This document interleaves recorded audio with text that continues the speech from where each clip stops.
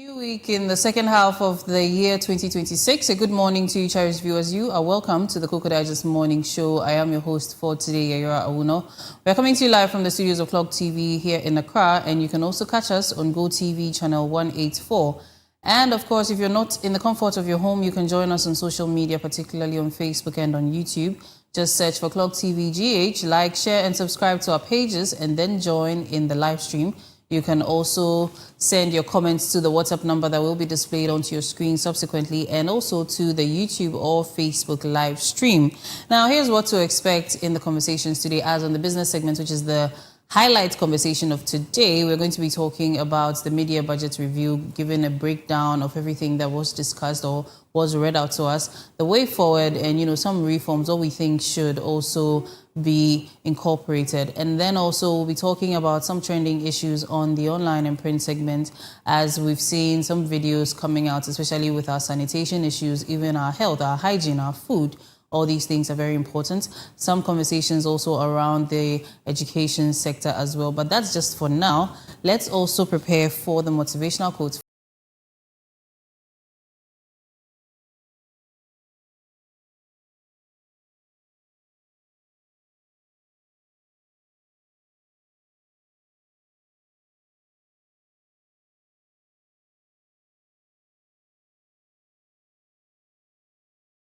Do here, beginning a new week needs some motivation, and today's quote is by Peter Marshall, and he says, small deeds done are better than great deeds planned. Small deeds done are better than great deeds planned.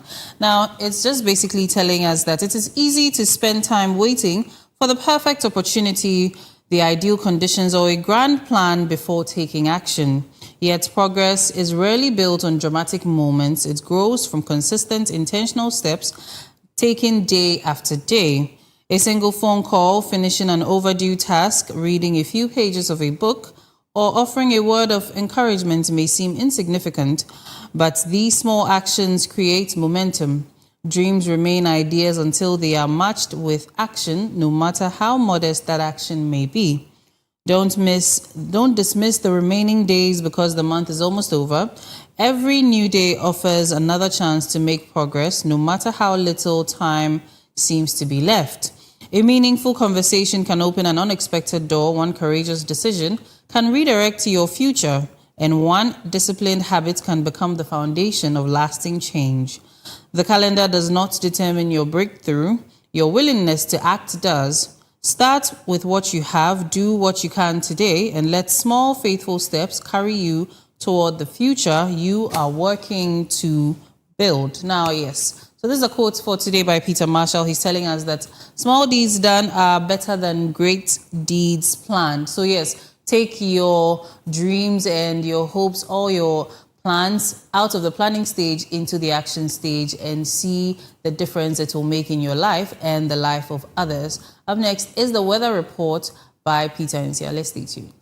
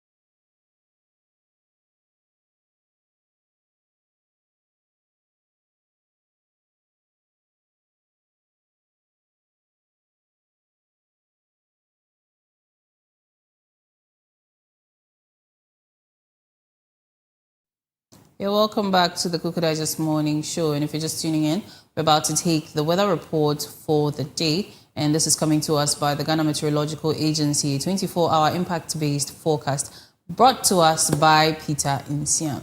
Peter, good morning. Good morning, Era. I hope you're well. Up and grateful. Divine selection. Emmanuel. God with us, God with us. Ebenezer. Yes. This is how far the Lord has brought us, in it. So yes, weather reports. It hasn't rained so much these days, but the weather is still cold. Why is that?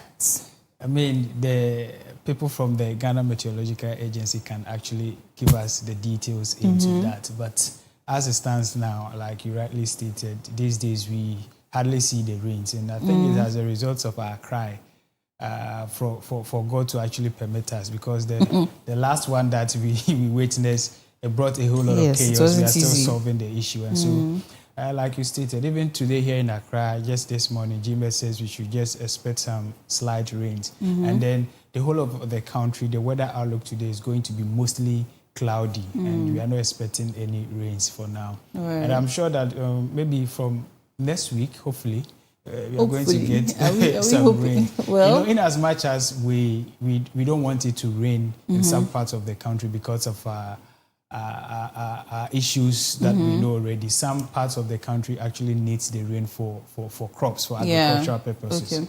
And so in as much as we tell God not to rain, some aspects we need rain so that we can get more food. But then let's take a look at the weather outlook for today from the Ghana Meteorological Agency, as you stated. We have the video. Let's take a look at the video.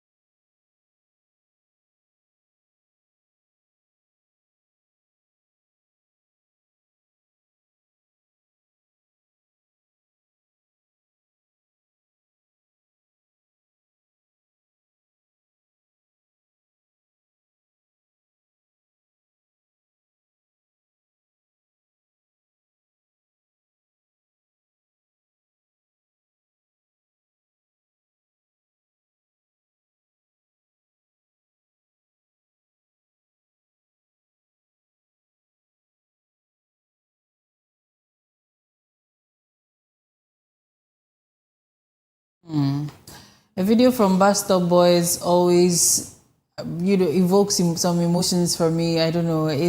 I love the fact that he's also, or they are also out there with his team to show us the realities on ground, and it's appalling. And I'd like to remind us to, call if we want to share our thoughts on this. And the number is 0500 500 0423. 0500 500 423. So yes, just like the WhatsApp number is 421, the call number is 423. So please take note so you don't end up calling the WhatsApp number.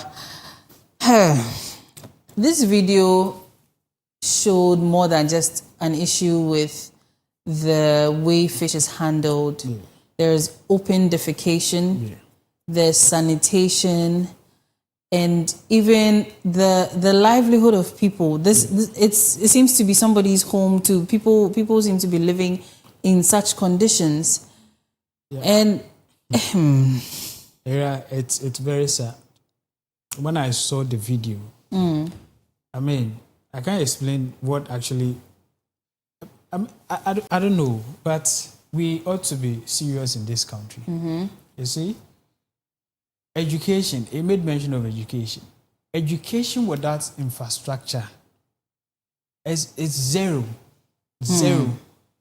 You see, you educate the people about hygiene, and then you don't provide them the necessary resources that they need to ensure that they're able to undertake that hygienic, process, whatever education you are giving them. But it is zero. You ask people not to litter around, but there are no dustbins. We have long-term waste management plans. You get it. Even if you have the dustbins, people are not being emptied on time. So the education is not the right thing to do. Currently, as we speak, education should be out of the equation, and to be able to provide resources, education should be out of the equation now, because it's like we are always making noise. You're educating them and you are not providing them what they need. They're always making noise. And I think that the first respondents, or the people who are supposed to actually act on this, is not the FDA, but it's the Tema Metropolitan Assembly. Under our local government laws, they have the right, they have the mandate to ensure that their assemblies, their localities are kept clean. And so they are responsible. The second responders are the FDA. So it is the Tema Metropolitan Assembly that is supposed to ensure that their surroundings, their communities are very, very clean. Now, because of what transpired, because of the flood, we've had extensive conversations about our sanitation issue in this country. And we've come to realize that most of these, assemblies are underfunded, and we expect them to, do the magic. But with that notwithstanding, if they are acting, if they are working as they are supposed to be, going from one community to another, ensuring that the right thing is done, I'm not sure that we'll be seeing some of these things. Now, he made mention of the fact that, you go to hospitals and they say there are no beds. Look at the state. Look at the fish. I mean, very sad. Look at where the rubbish, the fish, and where people were easing themselves and they see. I mean, at this point, you can't tell me that you have to go and tell those people there that what you're doing is wrong or right. They know. They know that what they are doing is wrong. But because nobody is going there to enforce the law, we have the laws. I mean, as I always say, the laws are beautifully sitting on papers. We have the laws. Yeah. We are not enforcing them. But I don't also blame them. You are enforcing the law without the resources. It also boils to nothing, zero. I mean, you defecate there, I come to you, I find you, and I ask you not to defecate there, and I don't provide an alternative for you. The next thing, you go back there again. Until I provide that alternative for you, you are not stopping what you are doing. Yeah. And so I am holding the Tema Metropolitan Assembly responsible. They are supposed to ensure that they even bring this to book before the video. If not for these bus stop boys, we wouldn't have known. We all eat fish, the kenke and everything. Look at the house flies. Look at where they were even easing themselves and where they were drying, and look at the bunch of rubbish. This is supposed to be sea. I mean, so I think that people are encroaching. Basically, like I stated, the Tema Metropolitan Assembly is responsible for this. They are supposed to ensure that some of these things do not happen. Then the FDA then now comes in. And so, it's very worrying. Like I stated, if we are given, like the way we give political attentions to roads, hospitals, and what have you, if we are giving that same attention to sanitation in this country, we'll be able to solve it. Because when it comes to politics, yes, when it comes to roads, we are there. Even there's conversation ongoing about big push and whatever. But when it comes to sanitation, nobody seems to, talk about it. It's not part of our priorities. But that is what is causing a whole lot. Every day we are asking government to, allocate huge amount of money to health because we don't have hospital, we don't have beds, we lack so many things. We even spoke about it. And look at our sanitation. The fish that we are supposed to look at how it is they are treating it there. And then he comes to the market. Like he rightly stated, and I support him. Look at the number of people who goes to hospital every blessed day. There's pressure there because we are refusing to attend to something more imperative, something that will prevent or reduce the number of people who will be going to the hospitals. It is high time we set up. And so the Tema Metropolitan Assembly should be up and doing. And government should also ensure that they provide the requisite resources. Last 2 weeks or so, I said it here, even here within the ministries, there are no dustbins. So if you happen even some of the gutters are choked. So I mean, we have to sit down and address this issue, but it's very sad. Some of these people, they need beatings, they need canes. They need canes. But aside the lack of resources for these people, we need to look at attitude and mindset also. Right. Now, comparing this to the pure water factory or sachet water factory we talked about last week, where these people were producing water, supposedly potable water, under very terrible conditions. This could be because they think that, well, nobody will see the production stages, so it doesn't matter. And this could be a mindset some of these people have that, look, where I am, what I'm doing here, nobody will see it. After all, I'll package it neatly and send it. Nobody knows what I've done with it, where these things have come from. And so I'll still make my money. And as such, they don't also put in enough effort to make their processing also look good, or at least appetizing, or even fall under the right sanitary standards. Again, these places also, like the places we are seeing on our screens, they seem to be more of a slum situation. So these people are also just doing what they can to, improve their lives. But the people there have probably been fishmongers for a while. Obviously, you should be able to have acquired some equipment and resources for yourself to make it better, even move away from the rubbish or something. Because some people also have that mentality of, well, baby, I'm eating no rent, there's no need to move. And these people may have money, and they may have a lot of money, because across the country, everybody consumes fish. So there is almost always going to be somebody who will buy. There is a market for fish at all times, in different places, various places in the country. So there could be a mindset problem too. Again, on the mindset issue too, I think there are certain tribalistic prejudices we have in the country around various tribes, and one of them I remember hearing is that the people that live on the coastlines, they don't like building washrooms in their homes because they would rather openly defecate along the seashore. And you sometimes hear jokes about the fact that, oh, the breeze is very nice while you're there, it's blowing on your bottom and it's very comfortable and whatnot. But we need to look beyond that. We need to make sure that we are not polluting the sea that is feeding us with fish, polluting it with plastic and human excreta. It is not the best way to go. So, Yara, you cited an example that the mentality. Now, let me give an example. If you're a driver, you have your license and you are driving. The road is there. you can decide it's free, you can move at any point. But now we have traffic regulations that whenever you get to a place, when the traffic light, when it is red, you have to stop.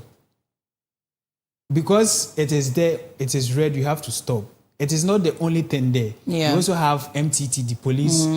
You understand? So in the mind of people, so it is red, but nobody is there, so I'll move. I'll just go. But then the MTTD comes to make sure nobody moves. And so the Metropolitan Assembly, they are not, I can say that at this point that they are not working. If they are indeed working, and they've been going around to ensure that these places are not littered and what have you, those there would have it that, oh, if I don't keep this place clean, the people will come and they will come after me.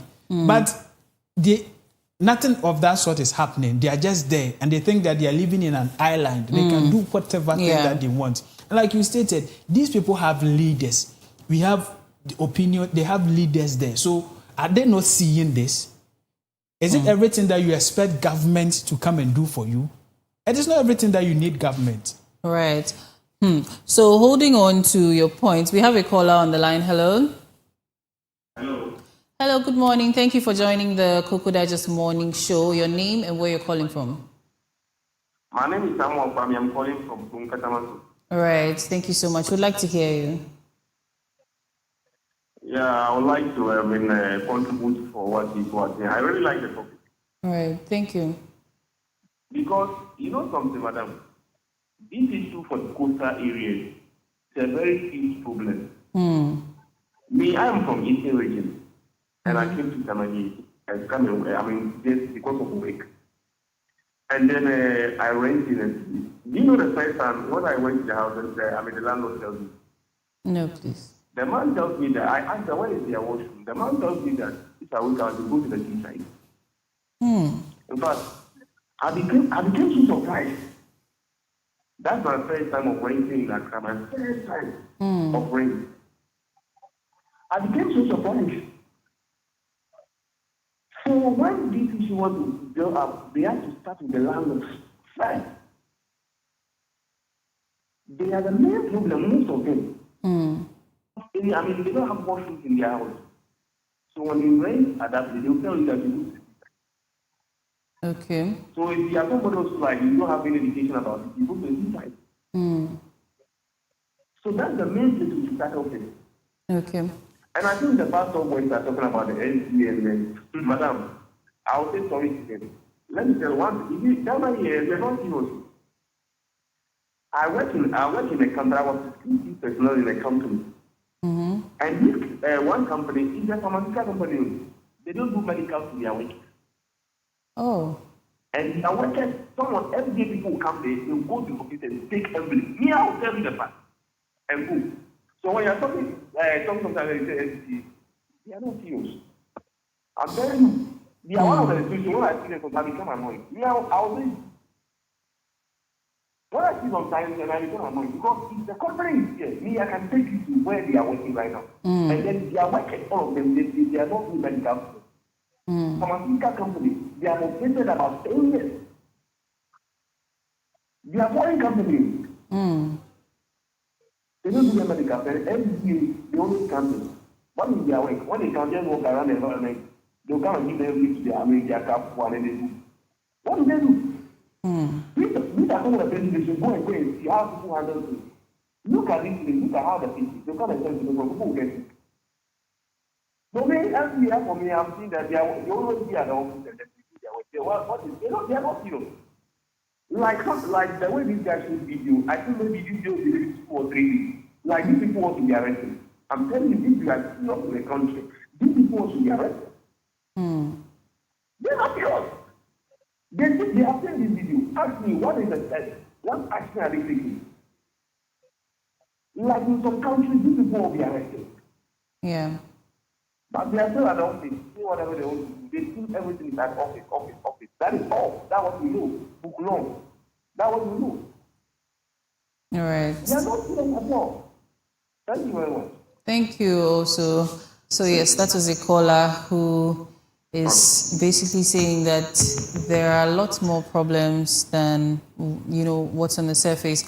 some problems even at the institutional levels, and also behavioral problems that we need to be very, very mindful of. You mentioned the landlords, yes, like, just as I mentioned the prejudice issue, he has a first-hand experience of that he rented a place somewhere here in Accra and was told there's no washroom. So if you need to ease yourself, go to the seaside. And so it draws my mind to Community Water and Sanitation Agency. They embark on some of these projects where they make sure that some communities are open defecation free, and so they do that in the rural areas and all of that, the towns and things outside of Accra. And now it's bringing my mind to the fact that what about here in Accra? Because community water is under Ministry of Water Works and Housing, or I think Water and Sanitation. I mean, the ministries have changed; they've changed their names, but we know the general ministry, I think the Works and Housing and Water and Sanitation. Yeah. So with that, it means that we probably need to start looking into investing in campaigns that will educate people and also train them in certain things like that. Like he said, we should go to the landlords and make sure they understand that, look, using the sea for your washroom activities is not the best. It makes you prone to illnesses, it pollutes the water, all of those things.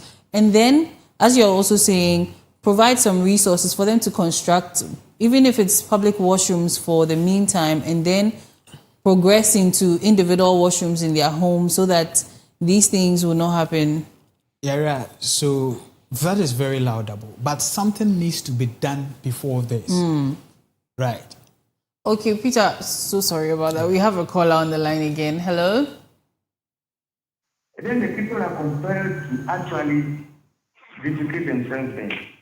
Hello? So the authorities should see to it that these things are there. Before, if you arrest me and I'm easing myself and you arrest me, the first thing I will say is that, have you built a toilet for me? There's no toilet. There is no rubbish container there. So if these things are there and this thing is happening, then the people can be arrested. Thank you. I didn't get the beginning of your submission. Could you please take that again? Pardon? Your submission, the beginning, I think there was a little connection problem. Yeah, I asked, is there toilet facilities there, built there for them to go? If yes, then they are good. Is there a rubbish container there for them also? If yes, then they are guilty. But if it's no, if it's not, then they are compelled to ease themselves there. I don't see the place very nice. For it to be nice, the authority should enforce to provide the facilities there. Okay, so I'd like to ask you, if it's a residential area, it's your home, it's somebody's home around those areas, is it the government that needs to provide the washroom facilities? It is a public area. It is a public area. Okay. The provision must be there. But what about a residential? Your house, your own house? If the provision is not there, then whose authority is it? Who is the authority? The provision must be there. Okay. Otherwise, if the provision is not there, then they are compelled to use the place the way they like. Because the fish come to us, and we buy, and we eat, and we fall sick.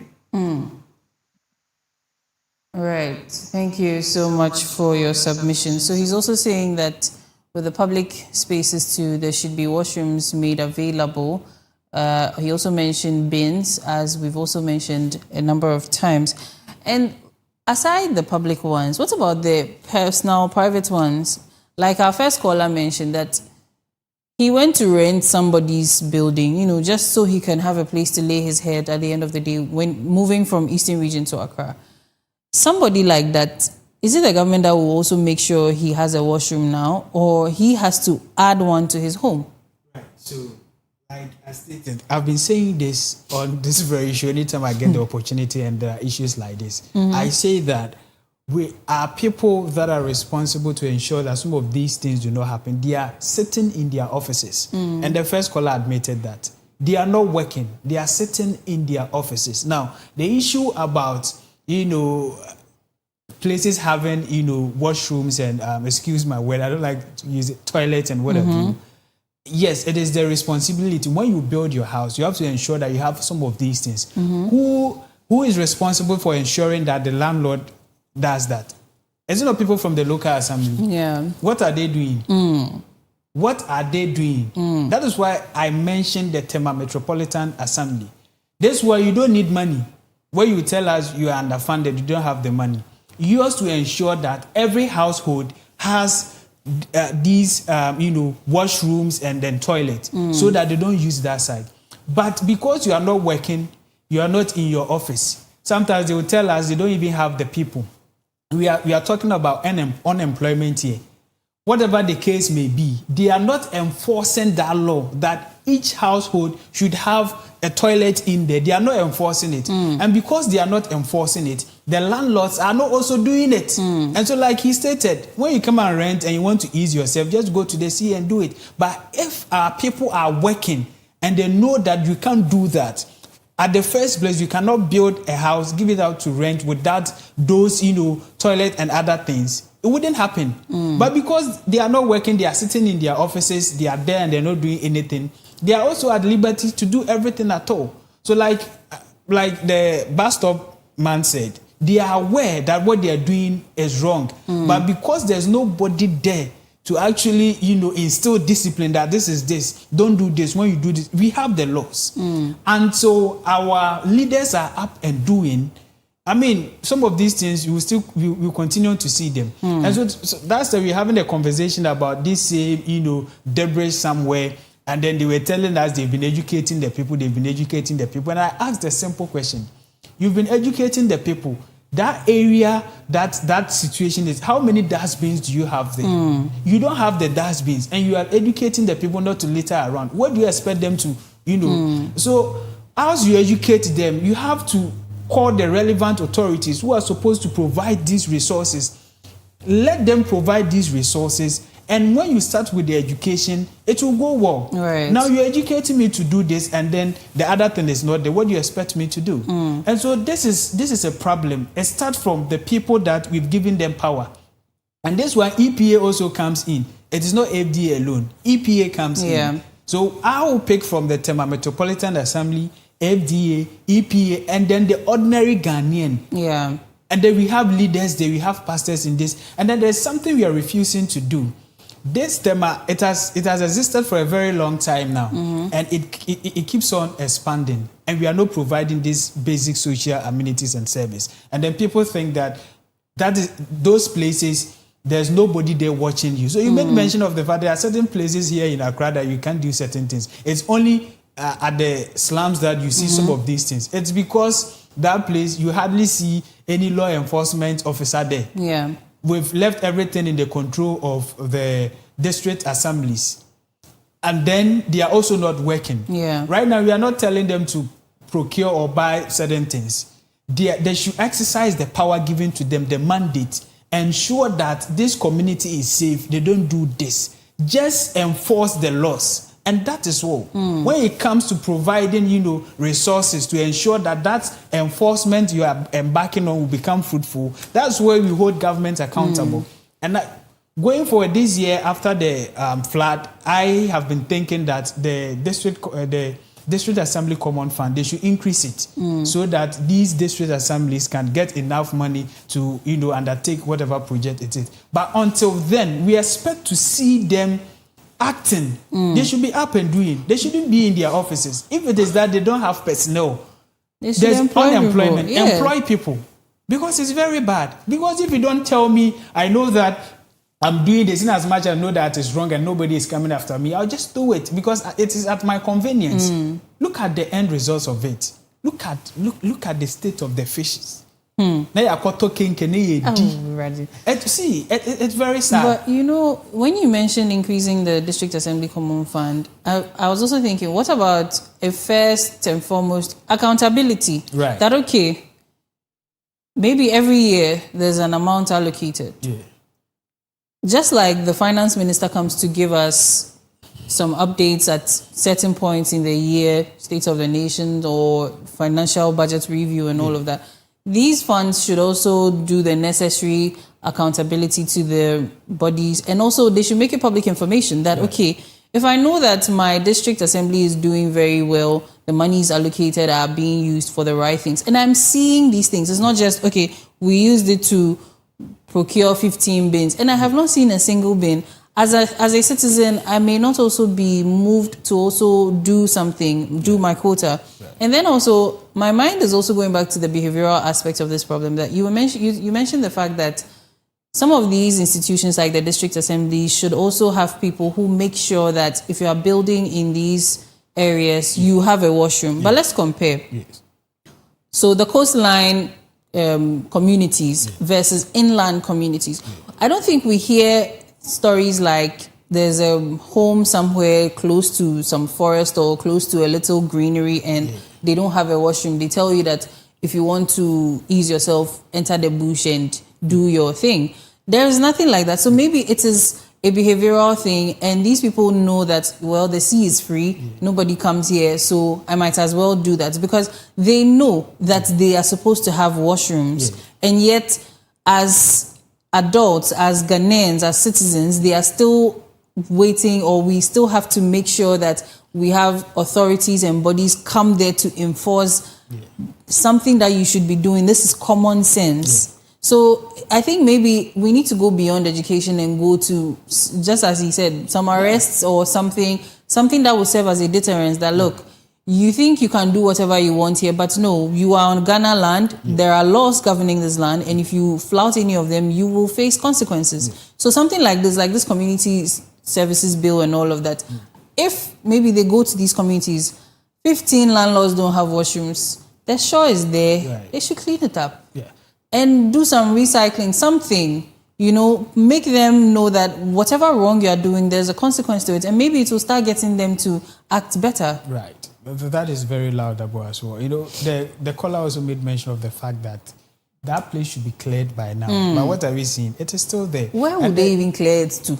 That's another problem. And so long-term solution to it is it's about sustainable waste management. And then the second caller that called, he was asking questions.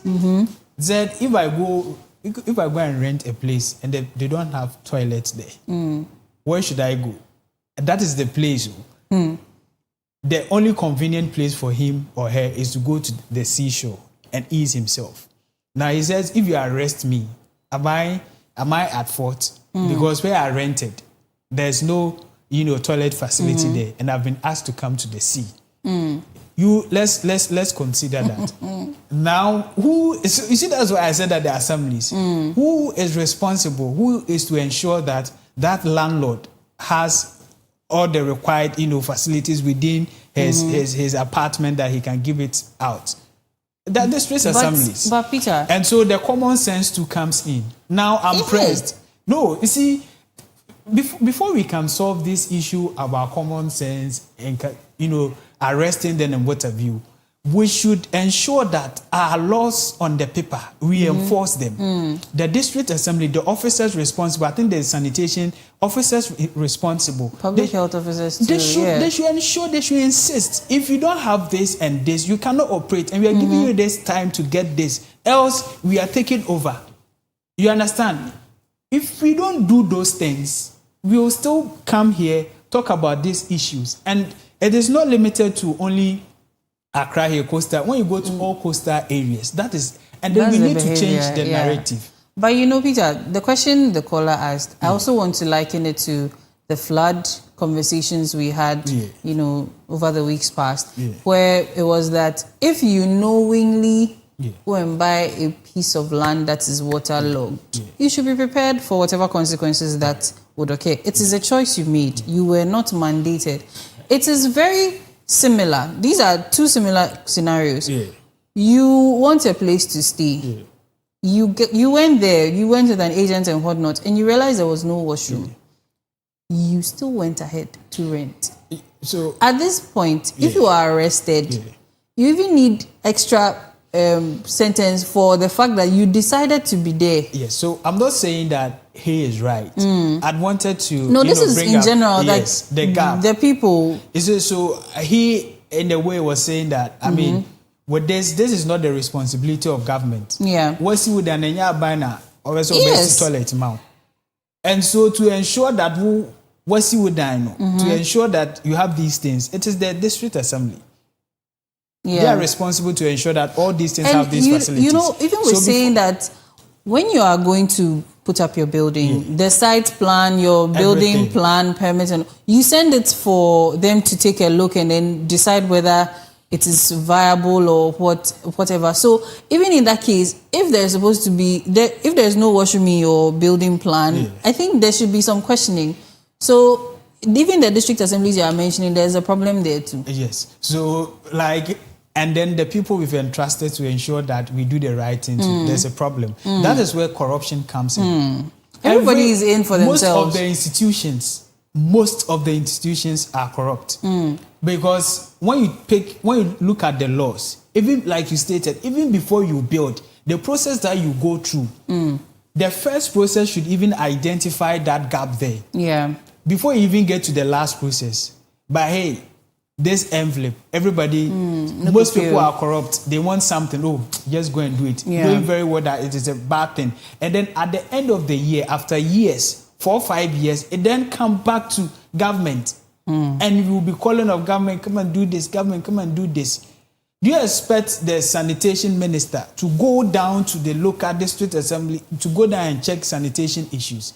That's where we have the assemblies. And agencies. I mean, they should be up and doing. They should be on the grounds, report situations. Let us know this is the situation here in this assembly, this locality, and this is how we can be able to solve it. Now you need help from the central government. This is it. If the help is not coming from government to ensure that they solve that situation, that's where we start to be on the neck of government. Provide this money for the district assembly to do this. But then if we don't know the situation, we don't know the problems at hand, they are just there once in a while, it will take somebody to review that issue. Then it means that there's no need having the assemblies. I stated it some time ago, that if you are there and you don't have the right, the mandate that you are given to exercise, you say that someone from somewhere, that authority from above, tells you not to do what you're supposed to do, then there's no need for your existence. You get it? True. They should just be up and doing. We should know. Right now we have social media, educate the people. This is the problem we've identified. And then under our mandate as a district assembly or local assembly, we don't have what it takes to do. So this is responsible for this. We need funding. We need to provide this to ensure that. So when government provide the resources, our responsibility to ensure that the people, they use those resources. If you are not telling us that all that we know, I'll come and sit here and say that you are not working. I don't know what you're facing. A critical example is what I'm doing right now. The Tema Metropolitan Assembly. You are the first point of... so if you don't come and tell us what you're doing and the problems you're facing, issues like this is at your doorstep. You have failed to work. Before FDA even comes in to ensure this, before EPA. And to end, we should play a role. We shouldn't do things intentionally thinking that, oh, we are just doing, nobody is watching us. I mean... Think of the ordinary Ghanaian. Why is that near then you go and sell it? You go and sell it. So I noticed that people are calling the WhatsApp number. Please do take notes in the differences between the WhatsApp number and the call number. The call number ends in the last 4 digits being 0423, not 0421. 0421 is for the WhatsApp and SMSs. So please, let's take notes. Now let's come to a conversation about FDA. So yes, Food and Drugs Authority. I mean, we've had some of the officials here a few times to talk about some of these things, how to get your food to also be scrutinized, go through all the evaluations to make sure it's safe for human consumption. And I also want to ask that, what's the percentage of the ordinary Ghanaian, this is a rhetorical question, what's the percentage of the ordinary Ghanaian who is selling food in any kind or form? What's the percentage of that ordinary Ghanaian who has access to the FDA or who even knows that they need to send their food there or do the necessary evaluations to know that their food is safe? I mean, so it still boils down to education. Right? Okay, Peter, sorry. It seems the callers, they wait for you. We have another caller on the line. Hello? Hello? Hello. Hello, good morning. Thank you for calling the Koko Digest Morning Show. Your name and where you're calling from? My name is Ya from Okay. Burma Camp. So much. Yeah, let's hear you. Yes, so I want to say that earlier you were saying that if a tenant goes to rent a place and then he or she is aware that there is no toilet facility, they are not supposed to rent there. But why would a landlord build a house and not make sure that there is a place for people to ease themselves? It doesn't make sense. It really doesn't make sense. Me dream one, I mean, here. I don't know, but story so we go 6 years now for toilet facility and 2 years. And you expect people to go and ease themselves. It's not nice. So I think that in the first place, no, we are landlord now we sit down here, was so making sure say the dear nipa be done in nine. I was so yeah, a tuho, a can't dine. It is a must. And some tenants square abba so about arrange to dine. Thank you very much. All right, thank you too. And you know, this same landlord not putting up a washroom facility in their homes, I think maybe what I should have also added was, as a tenant, potential tenant, when you realize that, go and report him and then go your way. But don't rent there and become a part of the problem. Report them to the necessary authorities like the district assemblies or even public health officers or something so that they can follow up. Because like it makes a lot of sense that it is not right for you as a landlord. You're putting up a building to shelter people, and then part of their basic needs, human needs, is to also ease themselves, and you don't provide that, yet you're taking rent at God knows how much. And I mean, rent in Accra is crazy. We shouldn't even get to the point where you would have to even report. And so you see, when we talk about rent in this country, we know it's very hot cake, and people every now and then people are traveling to Accra, and the Accra keeps on expanding, and so we are even encroaching places that we are not supposed to be. Yeah. And so it's one would tell you that it's very difficult to even get a place to rent. And so you getting the place and you're going to do all this funding and thinking that, oh, it's because of this, so let me just move out or opt out. That is laudable. Yeah. You're supposed to do that. But because of how rent has become so serious in this country, it shouldn't get to that point. So at this point, desperation is coming in. Exactly. Well, we have another caller. We have Benjamin on the line. Hello, Benjamin. Oh, sorry, we lost him. Please do call again. Peter. Yes. Over to you. Yeah, so earlier, after I'm done with my submission on this, so earlier you asked about FDA and how many people actually knows that if they are supposed to even take their goods to FDA to ensure that. That is where, the education comes in. Now, if you're able to educate the people and they are aware that before I even sell something, I need approval from FDA. They'll even go there before they even start the business. And now that we have a situation that they are not going, they have to come. When was the last time you saw FDA having this conversation, educating the people that we are this, we are supposed to do this, so if you want to do this, come. When was the last time? It's been a while. Yes. So if the people are not coming to you, go to them. It's your mandate. Now they will tell you they don't have what it takes. Some of these people, they say they don't even have cars to their own and all that. Yeah. And then is government aware? You see, if government is aware and is not acting, as the ordinary Ghanaian aware, like what we are doing here, we are educating, not as much as we are talking about the problem, we are educating that before you can even start a business, whatever it is, whatever business at all that you want to start, you have to register. There are processes involved. All right. So, Peter, please hold on. We have a caller on the line. Hello, Prince. Hello. Hello. Hello? Yes, Prince, please, let's hear you. What I was saying is that if people have restrooms at their home, I don't believe they will go outside to go and eat themselves at a place that they are not supposed to eat themselves. So I will relate this to both the people who are renting the house, the landlord who are building the house, and also, let me say, the government bodies who are in charge of buildings. If you want to rent a house and that house doesn't have toilets and bathroom, how would you rent that place? As for me, no matter how low price that place is, I can't rent that place.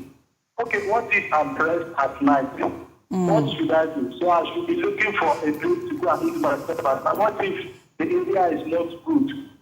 And imagine if you have a visitor, and the visitor is pressed. Are you going to tell your visitor to leave to somewhere else, maybe closer to the water for this to go and eat herself? So you that is renting the house, don't rent such a house. If I go, I'm a tenant, and if I go to rent the house, first, after looking at the room, let's go I'm going to go and show me the restroom. If I like the restroom, I will rent. If I don't like the restroom, I can leave the house because of the restroom. Yes. And also to the landlord, I don't know. Is it because they are looking for more rooms to collect money? Is that the reason why they will build the house and they don't put restrooms on it? I mean, it doesn't make sense. It's creepiness. Right. And if you see, most of those landlords, they don't live at the house. They will build their own place separate with the toilet and bathroom, and then they will build only rooms for people to come and rent. And again, to the third people who are the government people who are in charge of the housing, they should look into. They should be going around taking not only people who are building new buildings, but the ones that are already built. Yeah. Check on them. See, in order to protect the environment. See, that's what I want to say. Thank you very much. All right. Thank you too. Thank you so much. Yes, I really love the fact that he made it very, very practical for us to think about. So, Peter, you've gone to rent a place that does not have a washroom, and your girlfriend has come. As a lady too, you need a sanitary place to also. So at this point, will you carry me to the seashore? Yeah, I also like to link it to the issue about drivers charging exorbitant prices. Now you're at the bus stop. You want to go home. The normal fare is 5 cedis. But the driver says he's taking 10 cedis. Yeah. You are tired. You want to go. Will you stay there or you join the bus and pay 10 cedis? It's the same situation. So housing is a very terrible. Housing in the country now is in a very horrible state. Exactly. Rent is crazy. Yes. So you're saying that people are that desperate to rent places that don't have washrooms. At that point, they'll not even think of that. That's why I'm saying that we shouldn't get to that point where you have to make that decision. Yeah, the assembly should act. They should be on the necks of landlords. Okay. So we have Daniel on the line as well. Hello, Daniel. Hello, good morning. Good morning to you too. Please, let's hear you. Yeah, so the issue of renting without toilet facility. I'm surprised that in this modern day, people build houses and they don't think about their toilet facility. And people also go and rent rooms without toilet facilities. And the question is, who is responsible? Is it the rent control? Is it the housing authorities, or it is the landlord's responsibility to build and then make sure there is toilet facility? Even in government institutions, you go to some of them and they tell you you have to go back and or go back to the bush and people. And so what kind of country are we living in this modern days? We have to look at this and make sure we have toilet facilities in every community apart from the ones in our rooms or in our houses. There should be a toilet facility outside. And so that whenever you want to use yourself, you'll be able to get access to that. Thank you very much. All right. Thank you so much for your submission as well.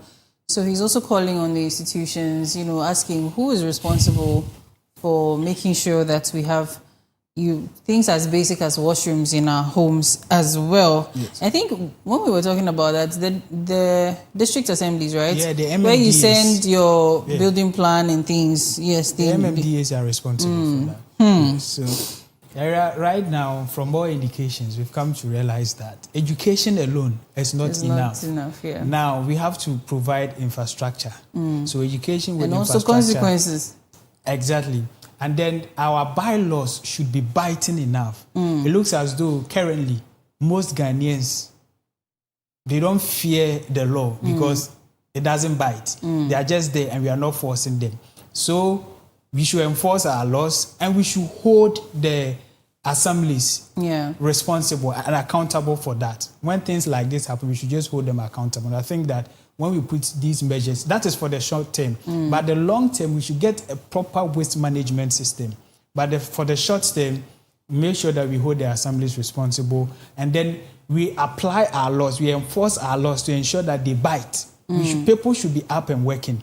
Those responsible should be up and working. They shouldn't wait for, things like this should happen before. Yeah. Even as at now, that place should be cleared by now. But we are not seeing anything. So the people responsible should act accordingly. Right. Okay. So we have another caller on the line. Hello, Isaac. Hello. Hi, Isaac. Good morning to you. Come again. Good morning to you. Good morning. Yes. Hope you're good. Yes, I'm well. Thank you for calling. Please, let's hear your thoughts.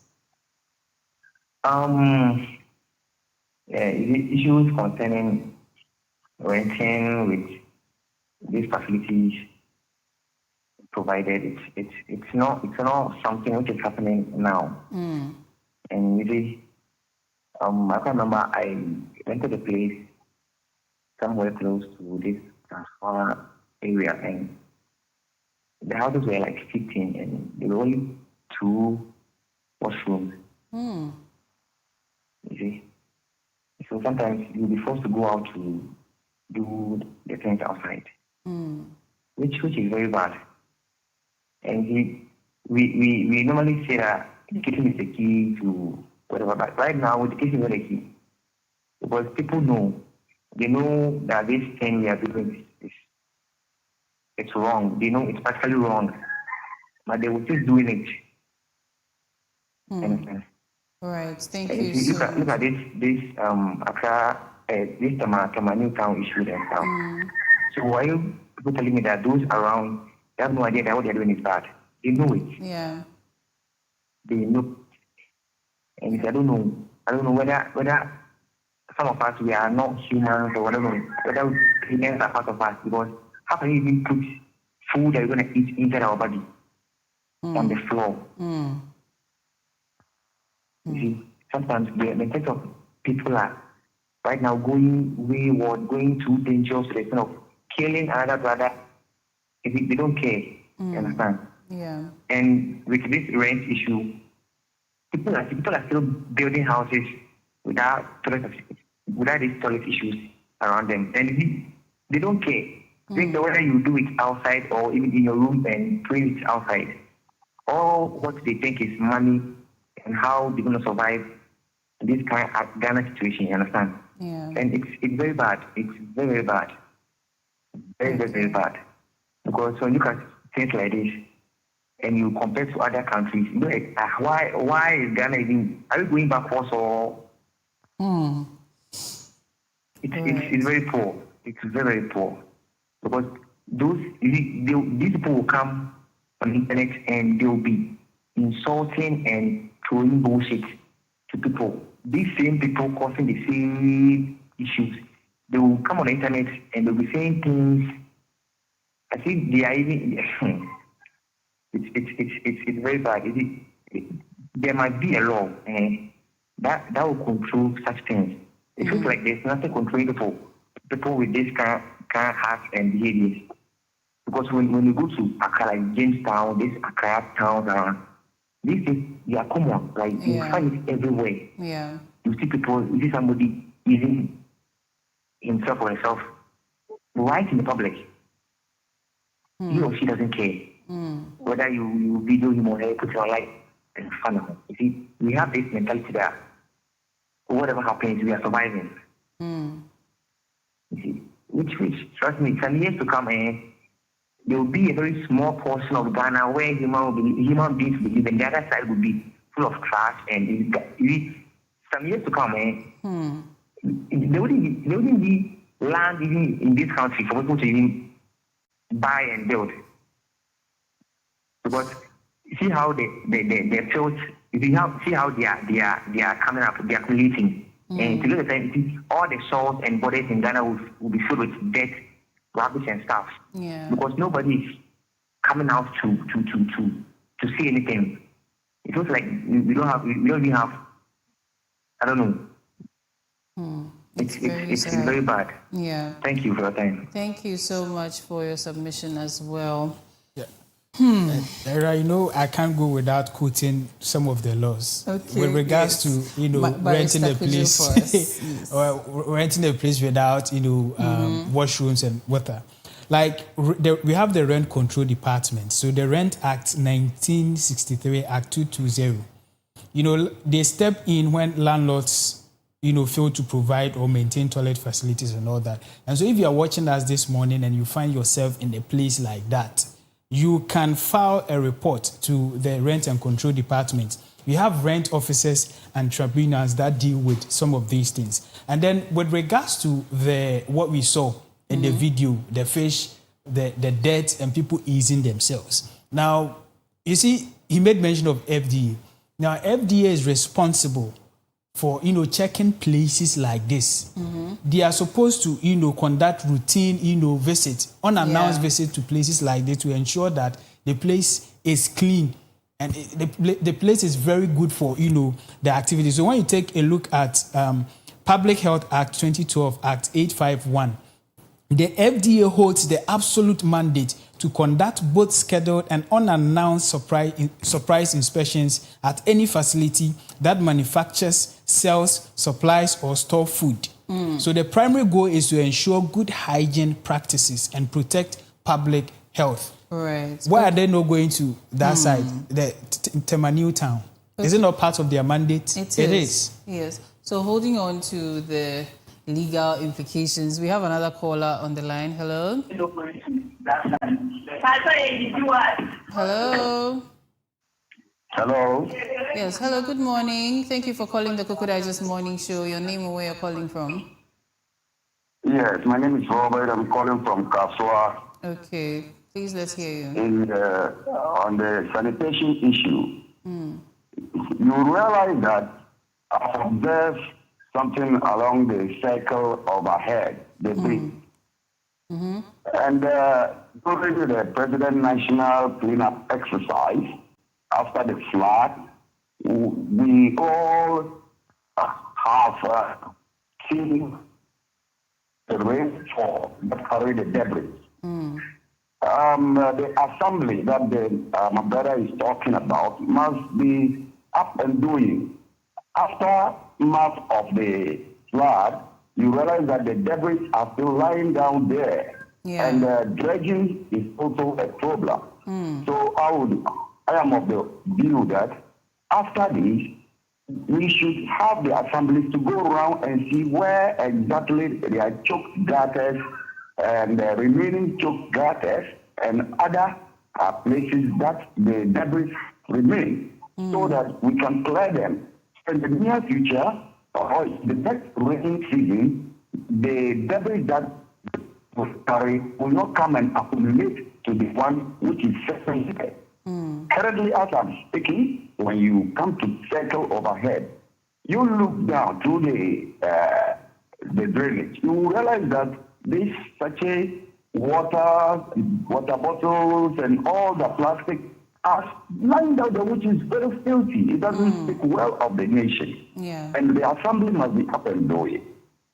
Right. I want to use this platform to raise my voice. Thank you. There is a problem within the National Disaster Management Organization. 2013 recruits employment. They have not paid them for about 2 years. 2 years arrears.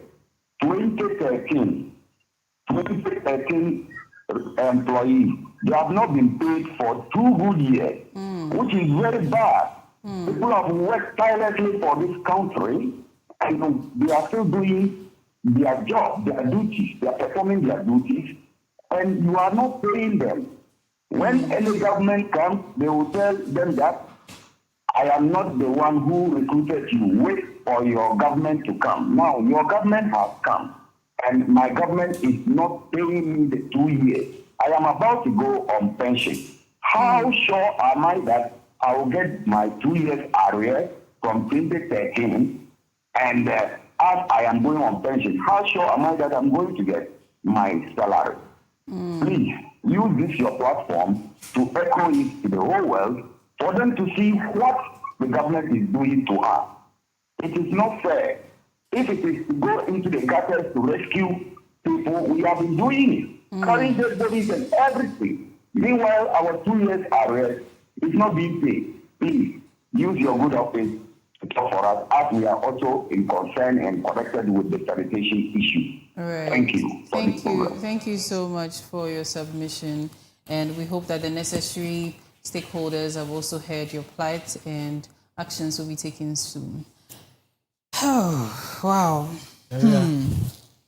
There seems to be a lot more to discuss.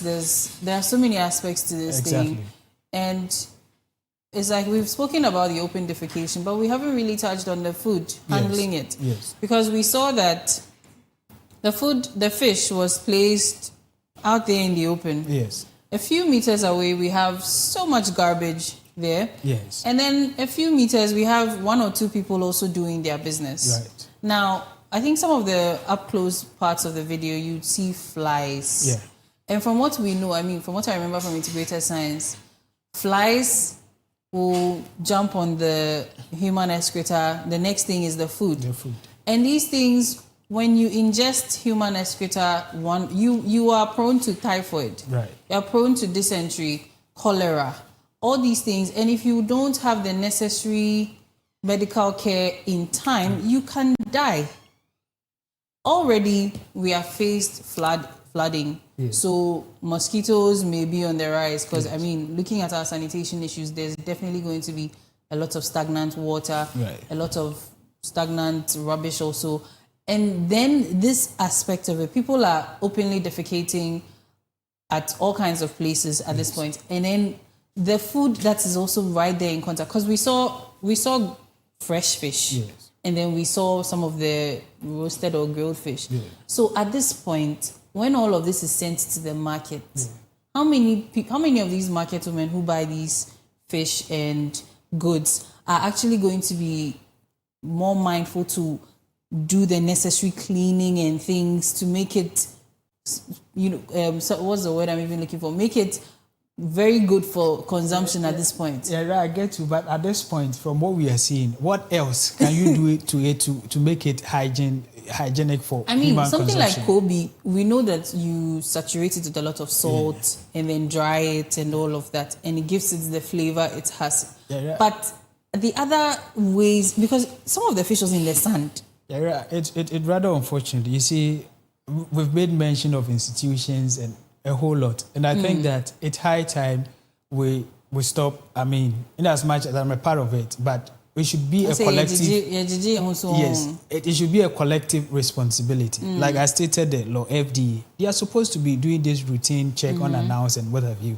And then for some time, we'll be speaking to the Health Directorate for AMA. Yeah. She made mention of, health hygiene inspectors and what have you. And even proud to that, we learned about what we call the Food Handler Certificate and many others. And so this is a whole lot of something that so many stakeholders needs to come together. Now, it still boils down to the district assemblies.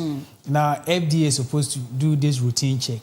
That side, FDA is supposed to go there to check that if the place is clean enough for them to carry that activity.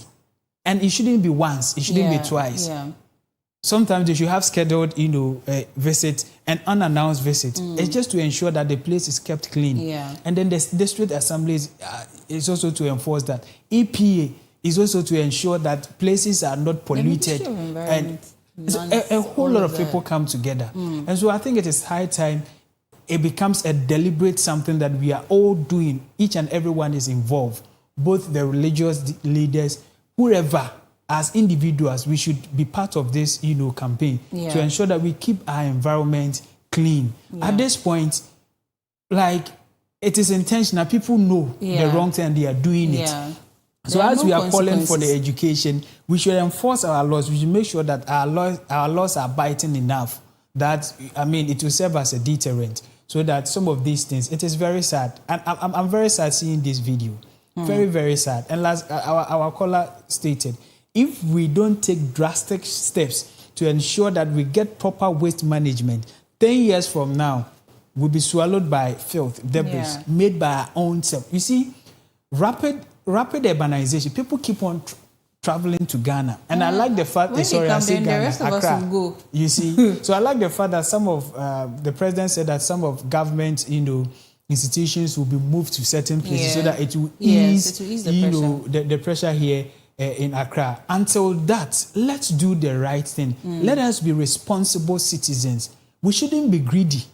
As a landlord, that you need many rooms, so you are not providing. Then build the apartment or the house up to standard and get your money's worth. Because if you come there and it is beautifully built, the facilities have been provided, and he's mentioning an amount for you. And as a big man as Peter is, he would want to pay. So by all means, they always, there's a saying, it's an accounting or something, which if we make it more general, you will always find your target market. If you build something like this, obviously it's the desperate people you get, and then you may not even be getting the money you want, because these people who are so desperate, what's the guarantee they would even be able to meet the rent every month for you? But that's you build a state-of-the-art facility, everything is in it, and then you are charging your God knows how much.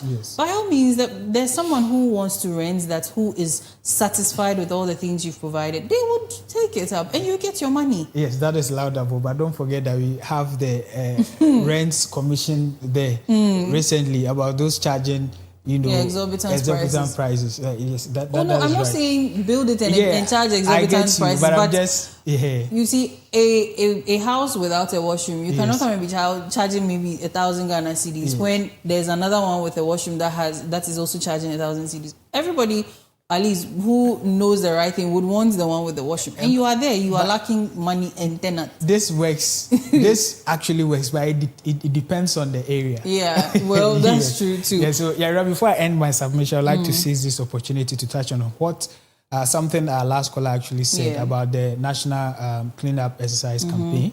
In as much as most of the debris have been taken away, we have a whole lot still around. Still there, So we shouldn't wait for even the rains to start again. We should act. We should ensure that we collect these things and still deset the gutters and ensure that when it rains again, these waters will get a smooth running space. So we should be up and doing. And I think that it shouldn't be just a one day something. It should be something that we should be doing every month. The government should enforce it. I know that we have sanitation days like every Saturday, first Saturday of every month or so.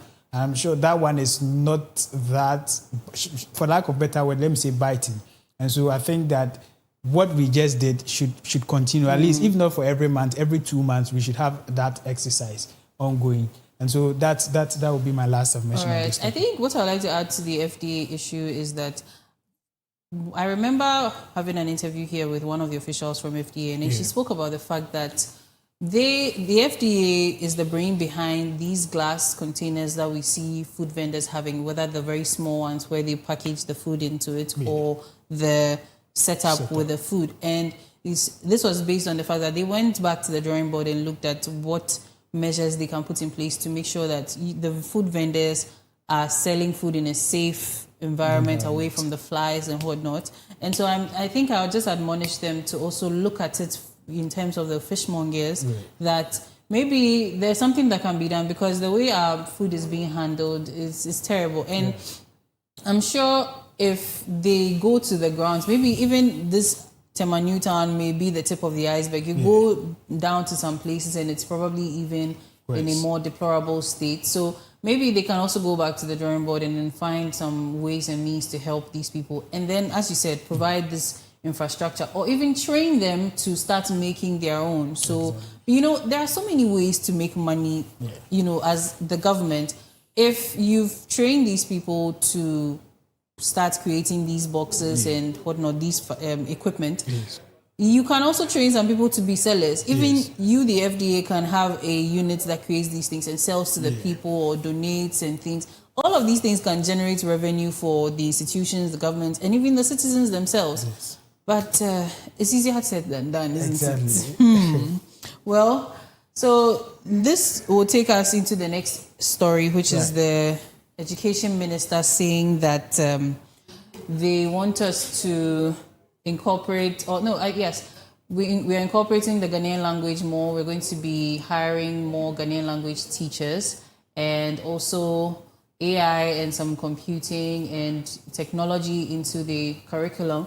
And I think when I saw the story, there was also the part that from the basic education, they would also want the little pupils to learn in the local language. And I think I had a problem with that. You know, you're an Akan, I'm an Ewe, we're in the same class. Sure. What is our teacher going to use to communicate to both of us, especially as kids? You know, so English being the lingua franca, it is the universal way of communicating to all of us. And so maybe there has to be a way around it. Is it that the teacher is going to be well versed in all these local languages to teach the little pupils? I think I remember when this issue came up and the first time, but we're told that it is going to be according to each region. So like Greater Accra region, they are mostly Ga. When you go to the Volta region, they speak the Ewe and many of that sort. So it's going to be regional basis.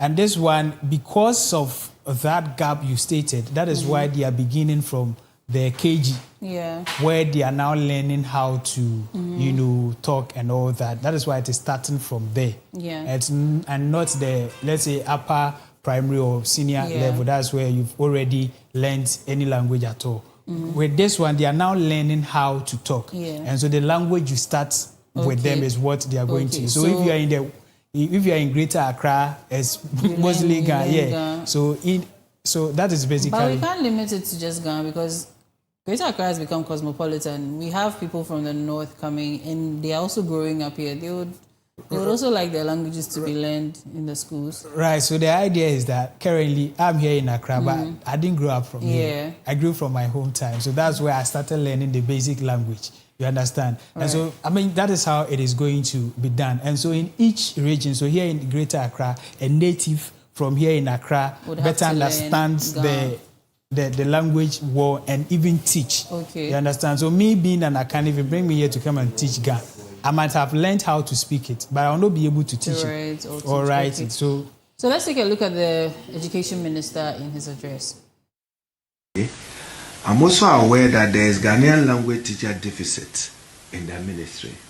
So Director General of GES, as we do the next phase of recruitment of teachers, prioritize Ghanaian languages.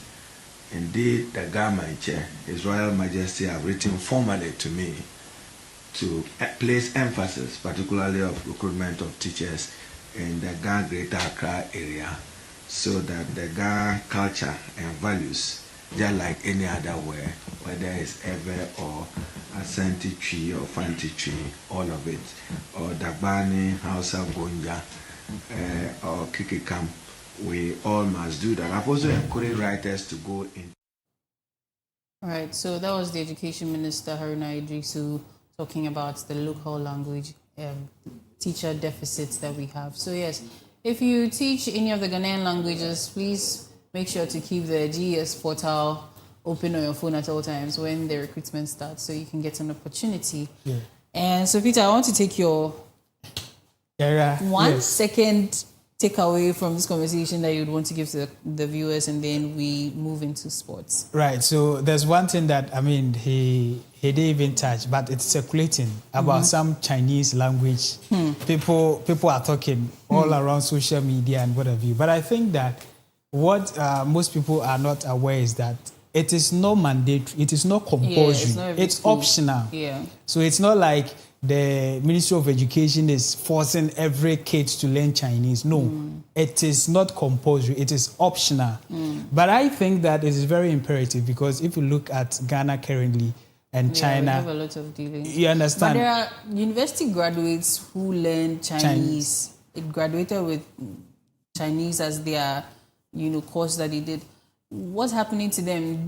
I think the attention should be there first. Let's look at how best we can improve our basic education. Then we know the way forward. I think this conversation, if there's time, we would have to. Yeah.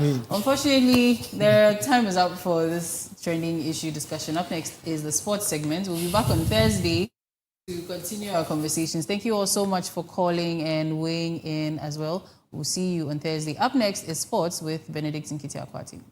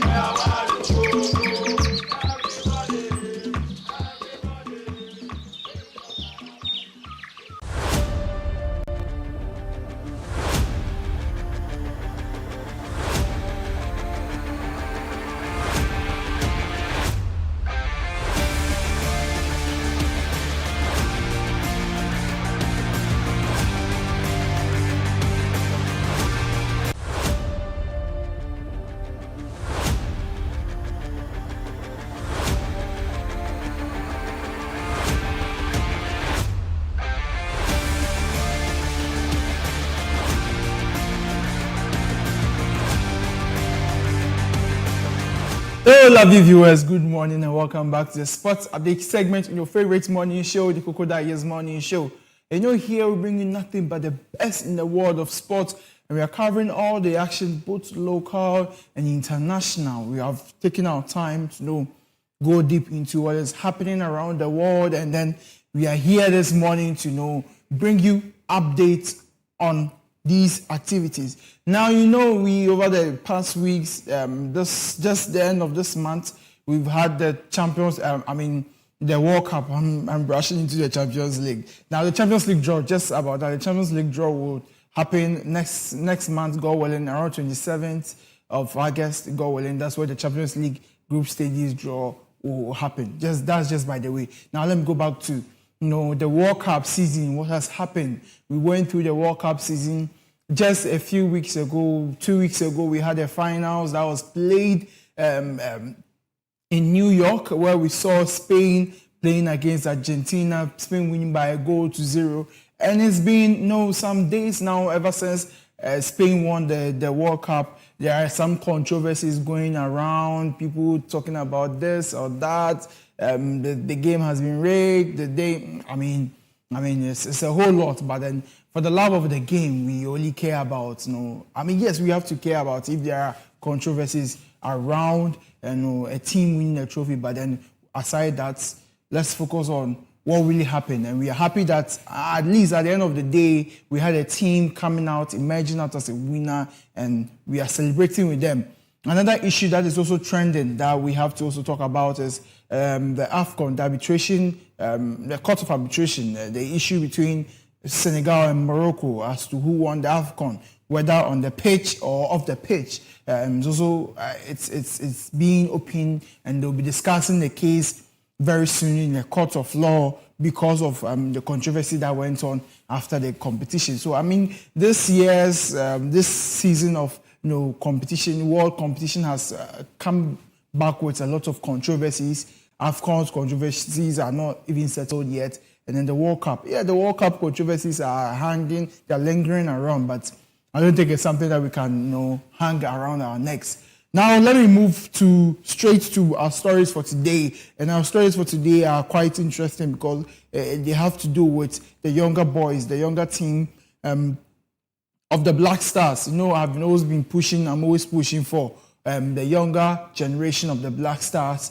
I believe if we want to make the Black Stars team a better team than they are today, we need to look at the youngsters, the Black Satellites.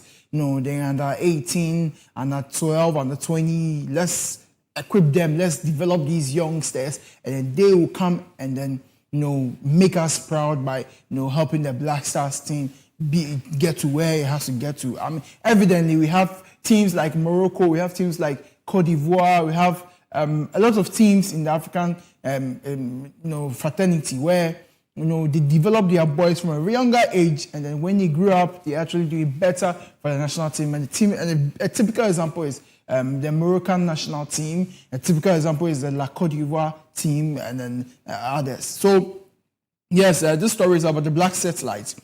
So Maxwell Kunedu, that is the manager for the Black Satellites, urges Black Satellites to bounce back after Nigeria defeat. Yes, so those of us who don't know, the Black Satellites had a game against the Nigerian team for the WAFU and the WAFU B under 20 championship in Yamoussoukro in Cote d'Ivoire. So this is the WAFU a competition that is going on for youngsters. It's more like AFCON, let me put it that way, an AFCON competition for youngsters. And then the opening game for the Ghana Black Satellites, they were unfortunately, they lost by 4-2 to the defending champions. So yes, it wasn't an easy game for the Black Satellites.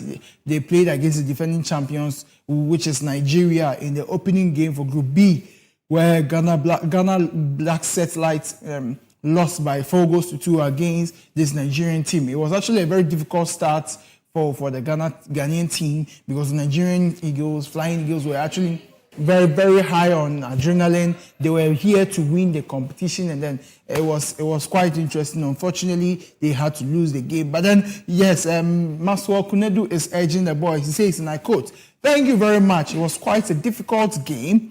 We gave away some cheap goals that I think could have been avoided. Having said that, we can't take away from them. We have accepted that it will be the right time for us to bounce back and try to win the games that are ahead of us." So he's actually admonishing the boys, encouraging the boys not to lose hope, not to give up because of this defeat, and he believes that they'll be able to bounce back and perform better. Now, next story for today also. We move straight internationally to what is happening around the world. Our very own Caleb Ruenchi, he's actually star signing. He's emerged as a star signing for Strasbourg. So that's a team in France. Strasbourg emerged as leading destination for Ghanaian star Caleb Urenchi amid Bluco interest. So just the end of this World Cup, we saw one of the Ghanaian emerging stars, Caleb Urenchi, French Ligue 1 side Strasbourg have emerged as a serious contender to sign Ghanaian international Caleb Urenchi as interest from Bluco, the ownership group behind Chelsea and Strasbourg, intensifies during the summer transfer window. So yes, Bluco is trying to step in and see what they can do to, help their team able to sign our very own international Caleb Urenchi. I mean, we can all testify that he was actually a very good player during this competition, and we're hoping that, since he's played very well, you have a very good team to sign him up. He's actually, looking forward to other teams as well. He played very well during the competition, so we know that he's actually going to deliver. He's very good. He's 19 years of age, I think so. Yes, he's 19, 20, almost 20 years of age. So he's quite young. He's 20 years. Let me just settle on 20. He's quite young. He's very efficient, and he has a good number of years ahead of him. So if he's actually groomed properly, he's going to be an asset for whichever team he'll move to. And then we are hoping that he can get a very good team and then play very well, so that we can see him in the limelight. And hopefully in the next competition that's going to come up, that's the AFCON competition, that the qualifiers will be played somewhere at the end of getting to the end of the year, and then hopefully next year we'll have the AFCON competition coming up. We'll see him also featuring for the Black Stars. Now our last story for today, which is also interesting, it has to do with transfers. I was trying to look at some transfers that's been going on. So we have one major transfer news that is going on. Chelsea exploring Danny Welbeck. Yes, that is what is going on. Chelsea's exploring Danny Welbeck, and it's quite interesting because Chelsea, we know what they can do. And for some days now, we had the stories that had to do with Chelsea and transfers. They were banned on certain, for certain reasons for transfers. But then it's quite evident that they are trying to push for the buying of Danny Welbeck. Danny Welbeck is actually a very, very great player. Last season, he scored 13 goals. He was ahead of Benjamin Sesko with 11 goals. Hugo Ekitike scored 11 goals. Brian Mbeumo scored 11 goals, and Matheus Cunha scored 10 goals. So, categorically, if we had to map it out and see who is the best when it comes to forward attackers, we see Danny Welbeck as ahead of these attacking players out there. And Chelsea is trying to put him up. He's 32 years of age. So this young man, this old man, I don't know. When you're talking about football language, he's old, but he's still a young man. He's quite out of his prime, just a little. But football has room for everyone, and he can pull up surprises. We saw a 40-year-old Cristiano Ronaldo participating in the World Cup. We saw a 39-year-old Lionel Andres Messi, the greatest of all time, participating in the World Cup and playing very well. So, 32 years of age is not really an age that we can sign him out. And then we have other transfer news. Another interesting story has to do with Real Madrid and then Vinicius Jr. So we've seen Arsenal pushing for interest in Vinicius Jr., trying to say, yes, we want Vinicius Jr., we want to sign him, just because Real Madrid was able to it hasn't been fully confirmed yet, but then they're still lingering. We've seen them trying to sign Yan Diomande, the Ivorian winger from Leipzig, RB Leipzig, over a fee of 100 million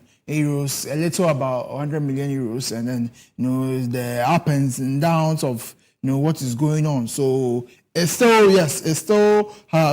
not reached an agreement for the transfer of Yan Diomande, but Real Madrid wants a player, they will get it. So Arsenal, I think Arsenal tried to seize the opportunity to also sign Vinicius Jr. A lot of football fans out there believe this is not possible because they feel like no, Arsenal do not have the ability to go in for Vinicius Jr. and then know what can come, what's going on and all. But this is football; anything can happen. And I think Arsenal, they are actually in a good standing to sign Vinicius if they want to. And it's going to happen if they want to. Yes, and then another transfer news also, Barcelona trying to sign Alvarez. Another interesting story. The back and forth in this story is quite, boring. It's getting boring now because I feel like if Barcelona, you're not, as if Atletico Madrid do not want to release the player, it's up to the player to stay there or move from there. If he's still there, I mean, even though he says he doesn't want to stay there, he's still there up until now. When you know that the transfer window ends on the last day of July, you just move on to the plan B, plan C, and see the best for the team. But all the same, we'll see how it goes because until the last day, until the last minute of the transfer windows, we cannot rule out anything. And it's going to be a very busy transfer window getting to the last days of the transfer week. Now, yes, and that is it for the sports update segment. I think I've exhausted the major transfer news that is going around. Jordan Henderson is also open to a move to Chelsea as well. So yeah, I think I've exhausted the major transfer news, Rodri and all that. Now, thank you very much for sticking and staying with us. My name is Benedict Nketiah. Next is the main segment with my very own Peter Nsia. Thank you.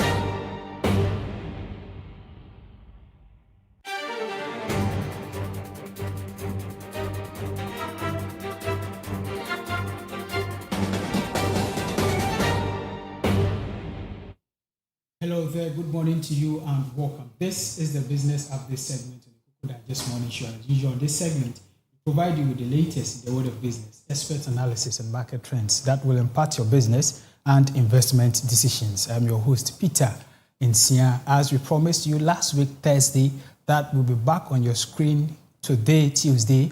We are back here with the full story, the scorecard, the spending, and what's next. So basically this morning we are breaking down the numbers and to tell you what it means for your business and to you, the ordinary Ghanaian as well. And so before I introduce my guests, we have some interesting graphics for you. That's the breakdown of the full story. And then when we are done with that, I'll introduce my guests and we'll start the conversation. For now, let's take a look at the graphics.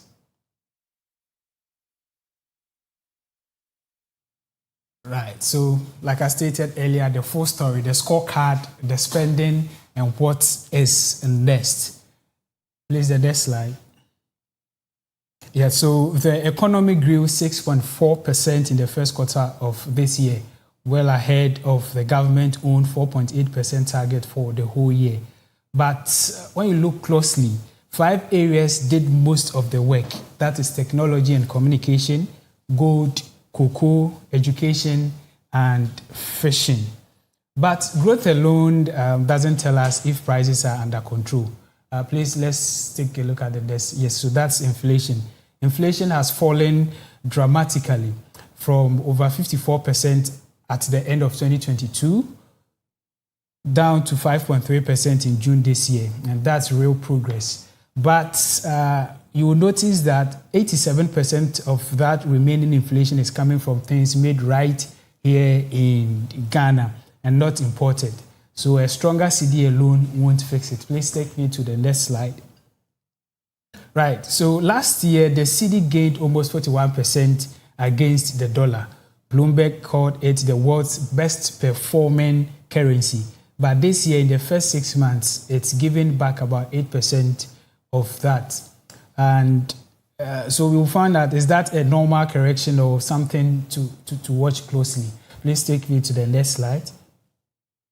That's government foreign currency reserves. And it has grown from $9.1 billion at the end of 2024 to $12.9 billion in June this year. And so in simple terms, that's about 5 months of import cover, up from about four out of about four. So government wants to push that to 15 months by 2028. The next slide, please.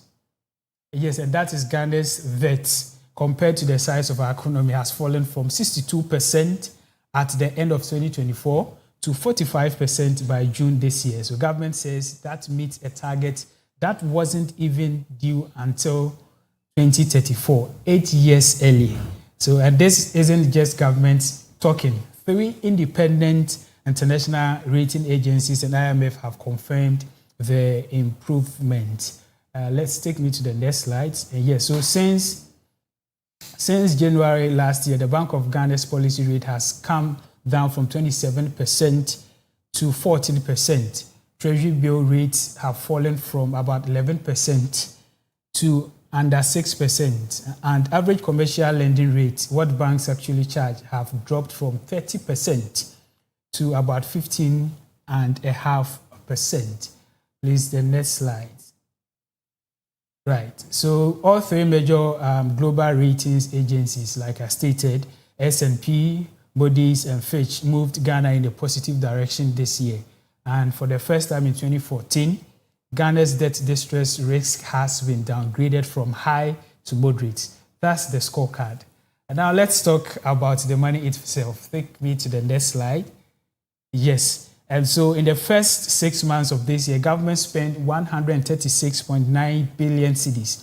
That's 35.6 billion cedis less than it had originally planned. Total revenue collected was 124.8 billion cedis. Government caused this discipline. But we'll find out if it's fair to ask, if it is fair to ask that spending less also means some development work was delayed. We'll find out. Take me to the next slide. Yeah, so the finance minister named 4 specific revenue lines. Income and property taxes brought in 57.5 billion cedis, the single biggest contributor. Then the energy sector levy brought in 7.7 billion. Oil revenue was 6.3 billion, and non-oil and non-tax revenue was 9.8 billion. The remaining amount is about 43.5 billion cedis, which comes from VAT, import duties, and other taxes, not broken out individually. Please, the next slide. And yes, so with income and property tax beat target by 4.3 billion cedis. Yes, 5.3 billion cedis. But non-oil and non-tax revenue came in 1.2 billion below the target, and revenue missed target by a significant 2.8 billion cedis. So strong tax collection is what covered the shortfall, and not oil itself. And so please, the next slide.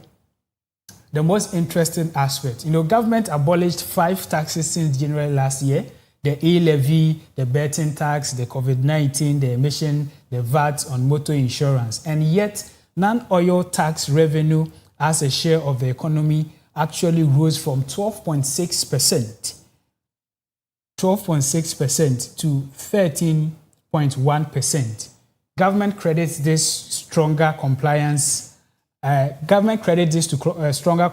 and new AI-powered customs technology, which it says lifted monthly customs revenue to about 15%. And we'll find out from our guest here what it actually means. Let's move on to the next slide. So now the gap is about 12.1 billion cedis between what government raised and what government actually spent. So the gap is filled through borrowing, mainly treasury bills and bonds sold to Ghana banks, pension funds, and investors. This is exactly why falling treasury bill rates matter. It's now cheap for government to close this gap. Please, the next slide. Now, in terms of government spending, the biggest checks government wrote in the first quarter of 2026 was the 48 billion cedis. 48 billion cedis, that's the public sector debt. And the next is interest on domestic debt, that is 21.5 billion. It goes on and on and on. Please, the next slide. We also have the the households. Yes, so for the households, we have 4.5 billion in HIS. We have 1.8 billion free SHS program. It goes on and on and on. Please, the next slide. Something that people have been talking about. Yes, the amount spent in the 2026 FIFA World Cup. A whole lot of questions have been raised. That's the 58 million cedis. As well, the finance minister says he will go for his money because they made profit. Please, to the next slide. Right. So that's the other payments. The next slide as well. And so this is what is next. So one will ask, what is next for the economy for the next 6 months? We'll continue with that. But for now, let me engage my guests. I have with me 2 astute guests with me here who will help me break down the numbers and tell us what it means for the ordinary Ghanaian and businesses as well. So I have with me an alter legal practitioner and expert in business and commercial law, lawyer Mumin Mashood. Good morning, Counsel, and many thanks for joining us. Good morning, and good morning to our cherished viewers. I also have in the studio Mr. Benjamin Nathan Oche, as a chief financial analyst and advisor. Good morning, sir, and many thanks for joining us this morning. Thank you, Peter, and I'm grateful for having me. Good morning to your listeners. Thank you for honoring our invitation. So I'll start with, let me start with you, Mr. Nathan. What is your role? Let me say, are you impressed with what transpired in Parliament on Thursday? I think I'm quite impressed, even though I have some reservations, to talk about. Maybe if time allows and we go into those areas, I'll talk about them. But generally, the growth numbers are very genuinely strong. Right. Okay. The harder story for me is how government missed the revenue target and how they are going to bridge up the gap. Right. So generally, it's a very good worst budget review we've had so far. So I'm yet to see how best we can, go ahead and then implement all that we could. Maybe let me chip this as part of my introductory, comment.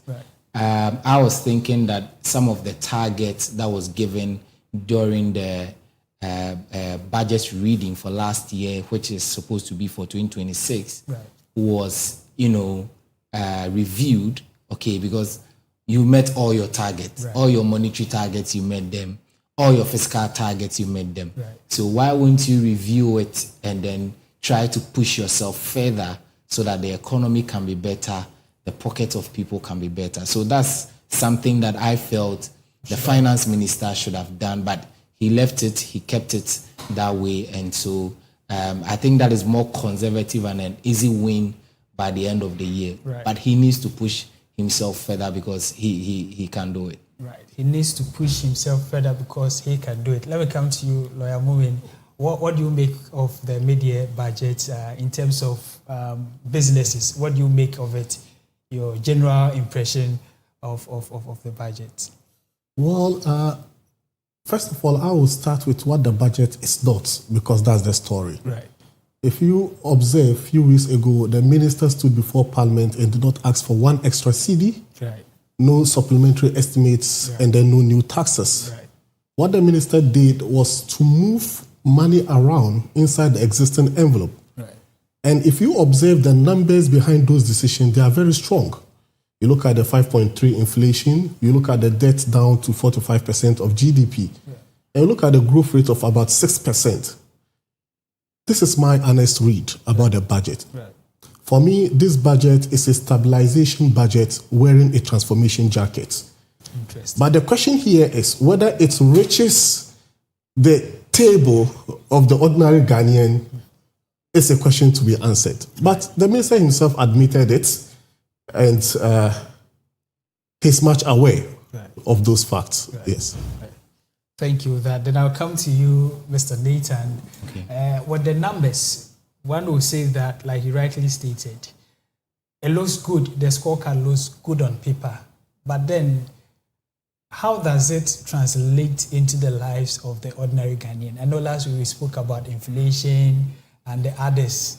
And mostly, what you expect tells us is that it takes time. How much time? Okay, so yes, of course, these numbers take time to reflect in the pockets of people. So, for example, when you take something like inflation, okay, in my opinion, inflation has been misunderstood, okay? Inflation really is not the increase in prices of goods and services. It is the rate or speed at which prices of goods and services increase. So if people see inflation coming down, of course, we came from the double digit down to single. So people were expecting prices to come down. If prices come down, that is deflation. Okay. But here we are in the economy. In every economy, a healthy economy, there should be some kind of spending. There should be some sort of inflation. But what kind of inflation is healthy for the economy? Okay. And so inflation coming down doesn't mean that prices should come down. It means that the rate and speed at which prices of goods and services are increasing is slowing.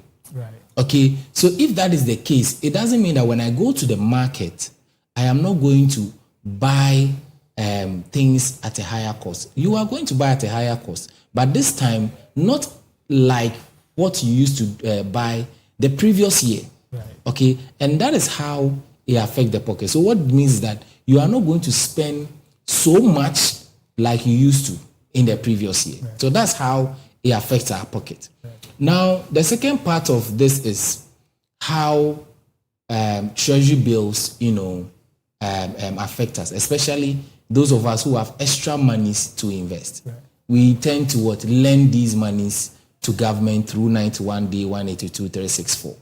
Now, if these rates are coming down, what it means is that the government is able to borrow at a lower cost. Okay. Then, of course, you are also able to, get returns higher than inflation. Right. Because look at the treasury bills now.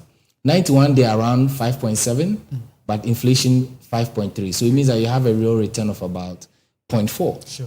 If it is 182, 7.7 as against 5.3, you have about 2 point something. That's and then 12 as against 5.3. Yeah. So in that case, what it means is that you are actually protecting the value of the Ghanaians' money. Right.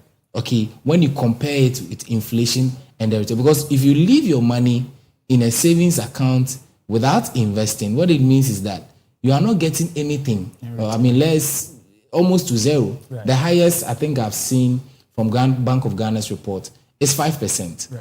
Okay, so if you leave it there, it means that you are not giving value to your money, and then inflation is also eating into your money. Right. So if you invest it, that is where you get to see some good value in your pocket. Right. Okay, so I think these are some of the ways, and the other side of it is policy rates being dropped from the 27th to the 14th. And this has been held 2 consecutive times. I think in May, the committee held it at 14, and this time at 14, stating, risk of external risk from the Middle East, and then, inflationary pressures. So this also comes to tell us that businesses can borrow cheaper than before. Okay, businesses can borrow cheaper than before. And if you can borrow cheaper than before, what it means is that you can do more expansion and people can be employed more. Yeah. Yes. So I think these 3 pointers, affect really the Ghanaian and the business person. Yeah, but one will say that the businesses are still complaining. Is it that it's not strong enough? Businesses are still complaining that they can't even borrow from the banks. In as much as we see it to be low, they are complaining when they take into consideration their capital and all that. They are still complaining. Well, businesses can complain, but we may need to ask certain questions. Okay, go into the nitty-gritties of why businesses are complaining. One will tell you that comparing a neighbor like Cote d'Ivoire, okay, the cost of borrowing in Cote d'Ivoire is very cheap. I think that will be like 50% less than what we are seeing here, around 6-5%. Okay, so if that business person who maybe deals in, say, cocoa export is borrowing at 14%, and the other person in Cote d'Ivoire who also deals in the same, cocoa export is borrowing at 6%, definitely you have a cause to complain. But where you compare the policy rate from previous years, and then you see where you are, you get to see that, you can actually borrow at a cheaper rate now. Because when the policy was around 27, borrowings was in excess of 30, 32. You get it? And now we have come down to 14%. Reference rates sit at around 10%. And most of the time, banks have add up a margin of about 500 basis points or 5% to make their margins and make the profits we are seeing. So that means that you are borrowing around 15-16% from the bank, which is quite, cheaper. Again, it will take time for us to come down again, because BOG, with the data BOG has, cannot just cut rates so that you can borrow more. It needs to, try to look at the risk that are attached, seeing that if this risk can be contained, if it is something that we can still do, some easing of the policy rate, they'll do it. We've had, rates coming down as low as 12%. Okay, when you look at history, as low as 12%. And I said it the other time that we still have room. And I think the government maybe by next year can still cut, around 200 basis points to 12%, looking at all the other indicators. And, Prof even mentioned that there will be a liquidity trap, which I slightly agree with. But, my point is we still have room. So it takes time. Businesses should look at where the policy rate is now, where the borrowing cost is now, and how stable the city has become, so that they can use that to plan their businesses.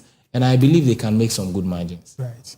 Thank you very much. Let me come to you, Council, still on businesses, because our aim is just to break it down to the level of the ordinary Ghanaian. And so what are some of the things in there in the budget that businesses can actually take advantage of, apart from what Mr. Layton has actually given us? Well, I will just add up to what my brother here said.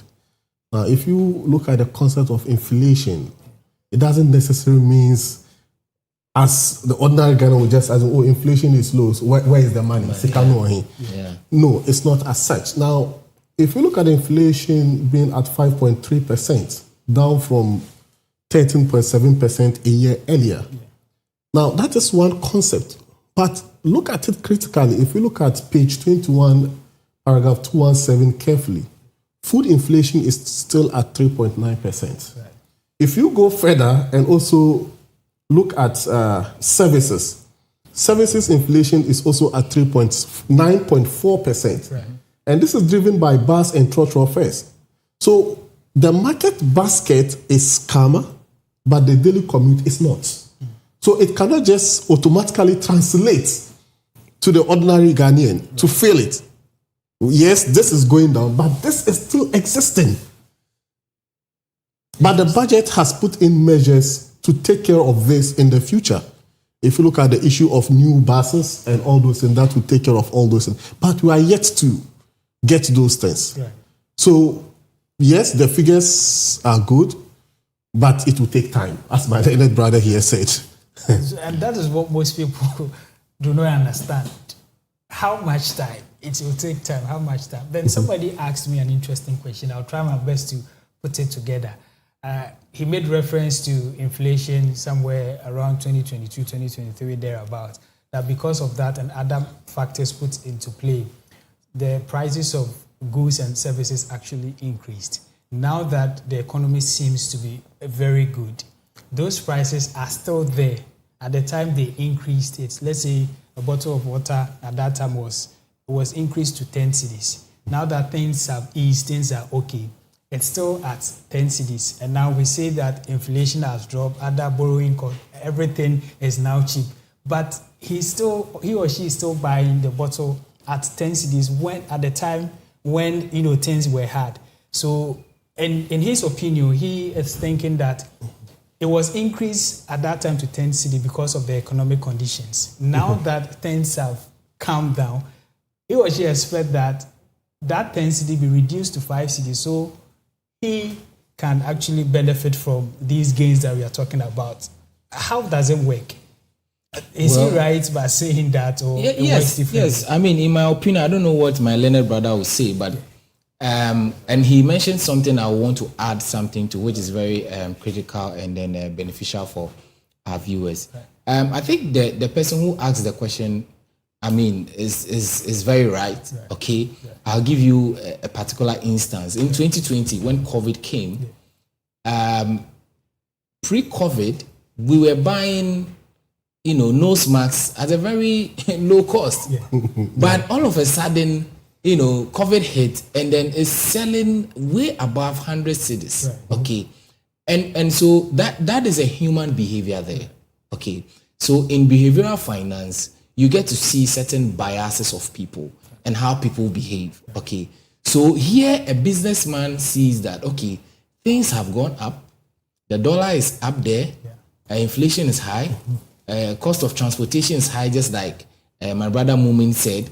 You see, all these things are high. It makes business sense for me to also increase my price so that I can still be in business. Okay. Now, as things have come down, as a business person, you need to ask yourself whether it will be prudent, sustainable to keep your prices at those levels. Right.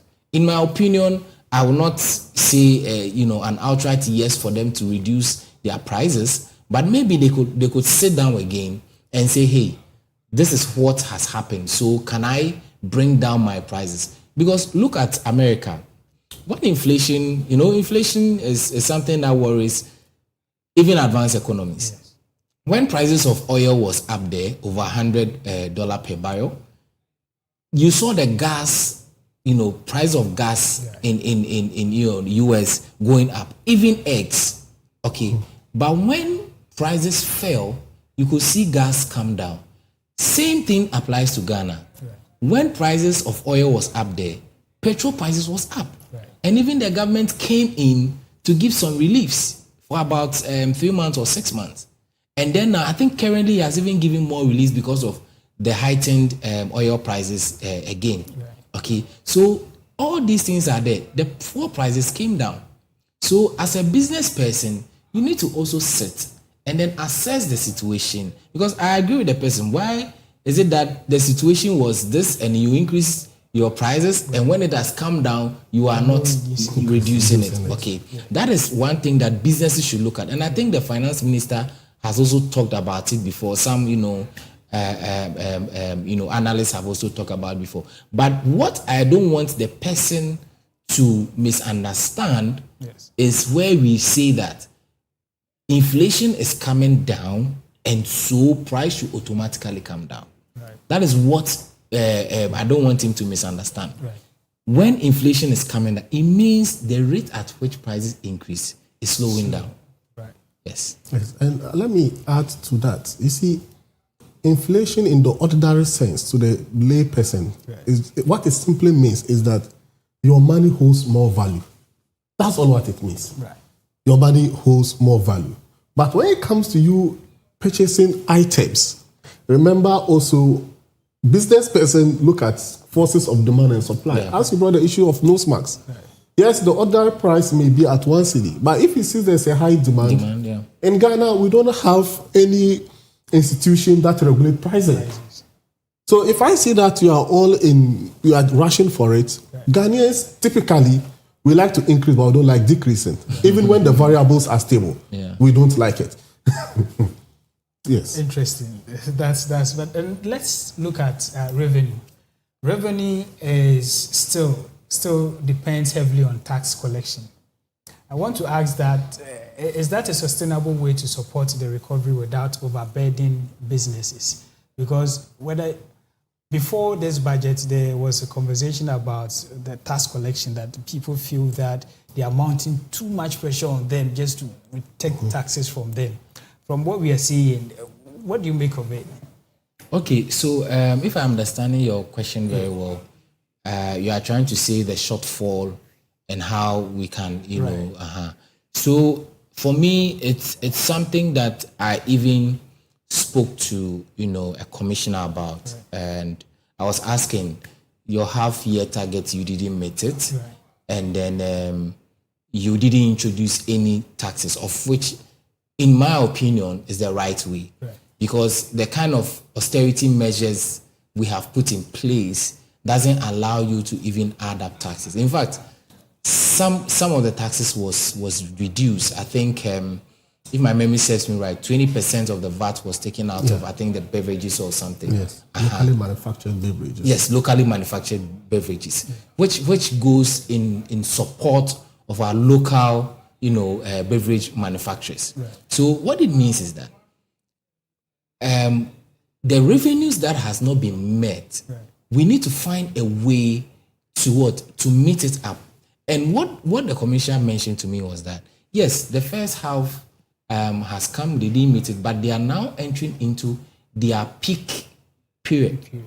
Which means that from now to Christmas, we'll see more of imports, trade in the country where duties, can be paid for that, target to be met. But then again, the financing schedule from the MOF shows how, this gap can be bridged, because the next thing you can do when you have a deficit and you've not met, your revenue numbers is to borrow. Right. And we can see personally, I have done, a debt analysis on the numbers, and I've seen that debt to GDP ratio, when we borrow, I think beginning of March thereabout, finance minister said that he's going to borrow about 15 billion from that time to June. And when you look at it and you analyze, you realize that borrowing will not even let us exceed about 47% of GDP. Right. Okay, 47% of GDP. So what it means is that we can borrow in a very tactical manner to be able to resolve it. Right. Currently, I know there are conversations that the ministry wants to come back to the bond market again. Right. Aside the 7-year one they raised, they want to raise another one. So these are some of the ways, they can use to, and when they are doing that, they need to contain expenditure. Right. They need to make sure that expenditure is on the low, and I think that is something that it can help the revenue to show up. Right. There's been a conversation also that, government is not spending, and looking at these numbers, it looks as though the revenue generated, government is only spending on servicing our debts alone. And it looks as though it's not spending on other, vital or relevant, sectors. So it means that development has actually slowed down. Let me come to you, Lawyer Mumin. From what you see, is that how you see it? Well, I beg to differ a bit. Now, if you look at the issues of spending, what are the relevant sectors that we need to spend on? Right. Roads. So that the farmer should be able to transport produce goods to anywhere that they want to transport it to without any issues. Right. Road is one. And if you observe, as part of the budget, monies have been allocated for the construction of roads. Right. Issues of health, these are relevant fields. They've made provisions for that. Education, if you observe, fees of BEC candidates and even university students were taken care of. In any well-functioning economy, these are things that the government should focus on. So that's why I say I beg to. Yes, you may say that it is not sufficient, but you cannot say that it is not being done. Interesting. And then let me come to you, Mr. Nathan. Last Thursday, when you were here, you made mention of some expectations. You made mention of Gold Board, you made mention of Koko, and one other thing. But I want to find out the energy sector. What do you make of what the finance minister said about your expectations? Did he meet your exact expectation, or there's something that was taken out or was not added? Okay, so I think that with my expectations, in a sense, it was partially met. Right. Still, the over 60 billion Ghana cedis, cocoa sector, it's still hanging there. Right. Okay, we didn't. Well, maybe somebody can correct me, but I didn't hear anything of a sort where we are going to, find a way to pay these kind of monies to the cocoa, because these are monies that are owned to cocoa farmers, and they are complaining. Gold Board, we are saying that it's no more going to, be financed by the central bank. Right. So if it is no more going to be financed by the central bank, how is Gold Board going to finance itself? Right. So because Gold Board is an initiative that is really helping us to contain the Ghanaian cedi. Right. And it is the only initiative that is helping us really on a lion's share build up our reserves. Okay, so if we are seeing all this, and of course the central bank governor has mentioned that there are some talks and some conversations to bring up the modalities of Gold Board financing the gold activity itself. Right. Now in the energy sector, of course, some monies were paid to the energy sectors as the minister mentioned, and there are measures in there to pay all these things. But one worrying thing, in addition to my expectation, was how we are going to pay the maturing bonds 2027. Yes, we will come to that. Good. So when we come to that, maybe I'll share one or two things. But back to what my brother said in terms of road. Yes. We've allocated about 1.7 billion to the big push, which I think is a very good thing. Half year, we couldn't, spend so much on capital expenditure because we didn't meet the target of about 41% or so. That tells me that if we were able to meet that target, okay, our GDP could have gone higher. Okay, because capital expenditure is one of the drivers of your growth in the economy. So one thing I'm excited about is that these roads that will be done could ease traffic. I said it on radio somewhere that, look, one of the things that affects the dwarfness of our growth in GDP is traffic. Because when you look at the, what do you call it in economics? The factors of production. Human capital is one. Right. Okay, so if human capital is one and human is being stuck on one side of the country, right, when they are moving to work and they are not able to move to work and time is being delayed, right, what it means is that your production and your services and agriculture sector will delay. Do you understand? Right. So if we are able to tackle traffic through new roads on even the buses, yeah, it will push our GDP up. Because when you go in the Western world, look, traffic is not a conversation. Right. You see, traffic is not a conversation because there are other means of transportation. There are other, roads are being done well. Even inner roads that leads to your house, right, all tarred and all done. So if we're able to tackle some of these things, I think that our GDP will even, grow further. And with that, investors outside the country can even pump in more money. Right. Thank you very much. Let me add up to the issue of roads. Right. Imagine me living from Adenta to Ministries. I have to spend about 2 hours. Can you imagine? About 2 hours to get to work. Right. By the time I get to work, I'm overly exhausted. Tired. What output can I give to the institution? And I have to do the same thing when I'm going back. Remember, some people stay at Dodowa, right, some people stay at Kaswa. Mm-hmm. Mm-hmm. I know somebody who leaves office around 4 and gets home around 7 p.m. Right. every day. This is going to affect the economy. Right. So roads are very important. Right. That's very important. We've had this conversation on the morning show, the online print paper review segment, for a very long time with this issue, with these buses. But when the first buses came, we were told that they are meant for intercity, not intracity. It then means that it does not address the situation we are talking about. And so most people are even saying that with what's in the budget is for intercity, not intracity. It is not going to solve this issue. Because I am a critical example. Sometimes I live here like 6, I can get home like 8. Just so too here. Sometimes getting a car is very difficult. And even when you get the car, the traffic. And so people believe that, in as much as it plays a major role, it helps, build the economy and all that, there seems to be missed priority in terms of this. And I think that, going forward, they should consider it and do the needful. Yes, and adding up to it is, you see, we are over-reliant on road transportation. Trains should be functional. I should be able to stay in the Eastern region and work in Accra. Yeah. Look, if I'm going to court in Koforidua, right, I can leave my house at 7 a.m. and still get to court before 9 a.m. And I use less fuel when I'm going to Koforidua. Right. But when I'm coming to Accra Central, I spend longer hours in traffic and I use more fuel coming to Ministries within the same Accra. Right.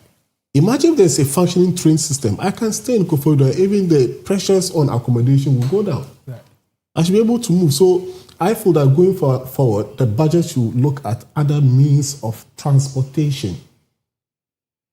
Right. Yeah. That is very important. Yeah. Yes. Thank you very much for that submission. Just a reminder that we are streaming live on Facebook and on YouTube, so you can be a part of this conversation by sending us a message, or you can send us a message via our WhatsApp number that will be displayed on your screen. And so maybe you had some expectations, you can send us whether your expectations were met, and if there is something that going forward you think should be done, I'll read them aloud. And then if you have some questions, my able guests that are here would answer them for you. Now let's move on to what one would say, what's next? After this, what's next? The next half of 2026, that's the second half. What is next? And then we have what something we call the 111, which of course the finance minister said this is the real agenda. 111 billion is coming. It's due in 2027. And this has raised a whole lot of questions. And then the finance minister has set up a sinking fund. He said he had already accumulated 15.6 billion cedis as of July 2026. and he's targeting 30 billion cedis by end year. So a whole lot of people are asking questions. Now that we seem to be free and we have this ahead of us, what does it mean for the economy going forward? Okay, so in looking at this in particular, it should be a worry for every Ghanaian, right. Okay, because these are debts that are supposed to be paid to Ghanaians, right. Okay. So now 53 billion is maturing in 2027. Yeah. The sinking fund, about 7% of revenues are being remitted to the sinking fund to build the target of 30 billion by end of the year. Right. That is where we've accrued about 15.6. Right. But 30 billion cannot pay all the 53. Yeah. So now what is the gap? How are we closing the gap? That is 58 actually, 2027. Okay, 58. Yes. Okay, 58, 2027. Yes. And we are saying we are paying 30 billion. Right. We have 30 billion to pay. Yes. So my interrogation was, how are you funding that gap? Because right. If you don't pay, it means that you have actually defaulted. Yeah. Okay. And went in further on the budget, and I realized that the finance minister has actually put in place some sort of financing strategy, right. Okay, that he's going to use to add up to pay, and that is more like borrowing from the local, market. So what it means is that they can still come back to the local market in terms of bonds, right. Raise some bonds and use it to refinance those things. Because our borrowing has always been the fact that we borrow to pay, the ones that we have borrowed already. The rest we use it for operations. We come again every week. We right. borrow, we pay the old ones and all that. So this one, I can say with data that people should be rest assured that this can be paid because there are measures there to do that. The sinking fund target of 30 billion, we are praying they meet it, right. So that we can be able to pay part of it. Is due by February. Yeah. So in the next 7 months or 6 months, that money should be paid in February. Then the next one will be around August. Right. Okay. So the August one, I'm hoping that by the time we get to August, the coming to the bond market to borrow would actually support to clear that. So clearly, we are in somebody who say we are in the money because yeah. We can still pay all those kind of debts. Yeah. And then we concentrate on 2028. Right. Council, should the ordinary Ghanaian who own a business be worried? As a business person, you need to always be worried. And that is the truth of every business. But there is hope in the budget. Right. There's hope in the sense that we believe that from the mechanisms that are being put in place by the minister, right. I have strong hope that confidence is re-injected into the economy. A lot of people, if you look at coming to the local market to borrow, most Ghanaians are now afraid of government bonds. We all know what's transpired in the past. We all know what transpired in the past. I'm not mentioning any specific incident. But knowing what happened in the past, you and I are also being scared right. to lend money to the government. What will happen of our investment? But I feel that the finance minister has injected some life right. into the Ghanaian, and then I think going forward we should be able to meet it. Yes. Right. So someone also asked the question that 136.9 billion spent. He's asking whether it's in the right place. He said wages and debt interest alone was 70.3 billion Ghana cedis, and that accounts for roughly half of all the first half of 2026 spending before a single road, hospital or classroom funded. Is this spending mix of government building for the future or one still paying for it past? If you look at the Ghanaian economy, most of government revenue are used to pay wages and salaries. You and I will agree to that. Yes. And I feel going forward, we need to encourage the private sector to participate more. Right. The private sector In any functioning economy, the private sector should be able to absorb majority or at least 30% of their citizens to give them employment. Because we cannot continue as a nation all the time that government, having realized the revenue, before even providing basic amenities, we have to pay wages and salaries. And my worry also has to do with the fact that in as much as government is paying, most of the revenue are being used to pay wages and salaries, productivity is low. One of the key factors has to do with the transportation. So I see that going forward, we need to address all those aspects. And then I think there's hope for the future. Let me come to you, Mr. Nathan. Is the recovery real or durable? Oh, I mean, it's real. It's very real because if you look at the numbers and if you look at, you see, there's something BOG does all the time. You know, to tame inflation, we use a framework, inflation targeting.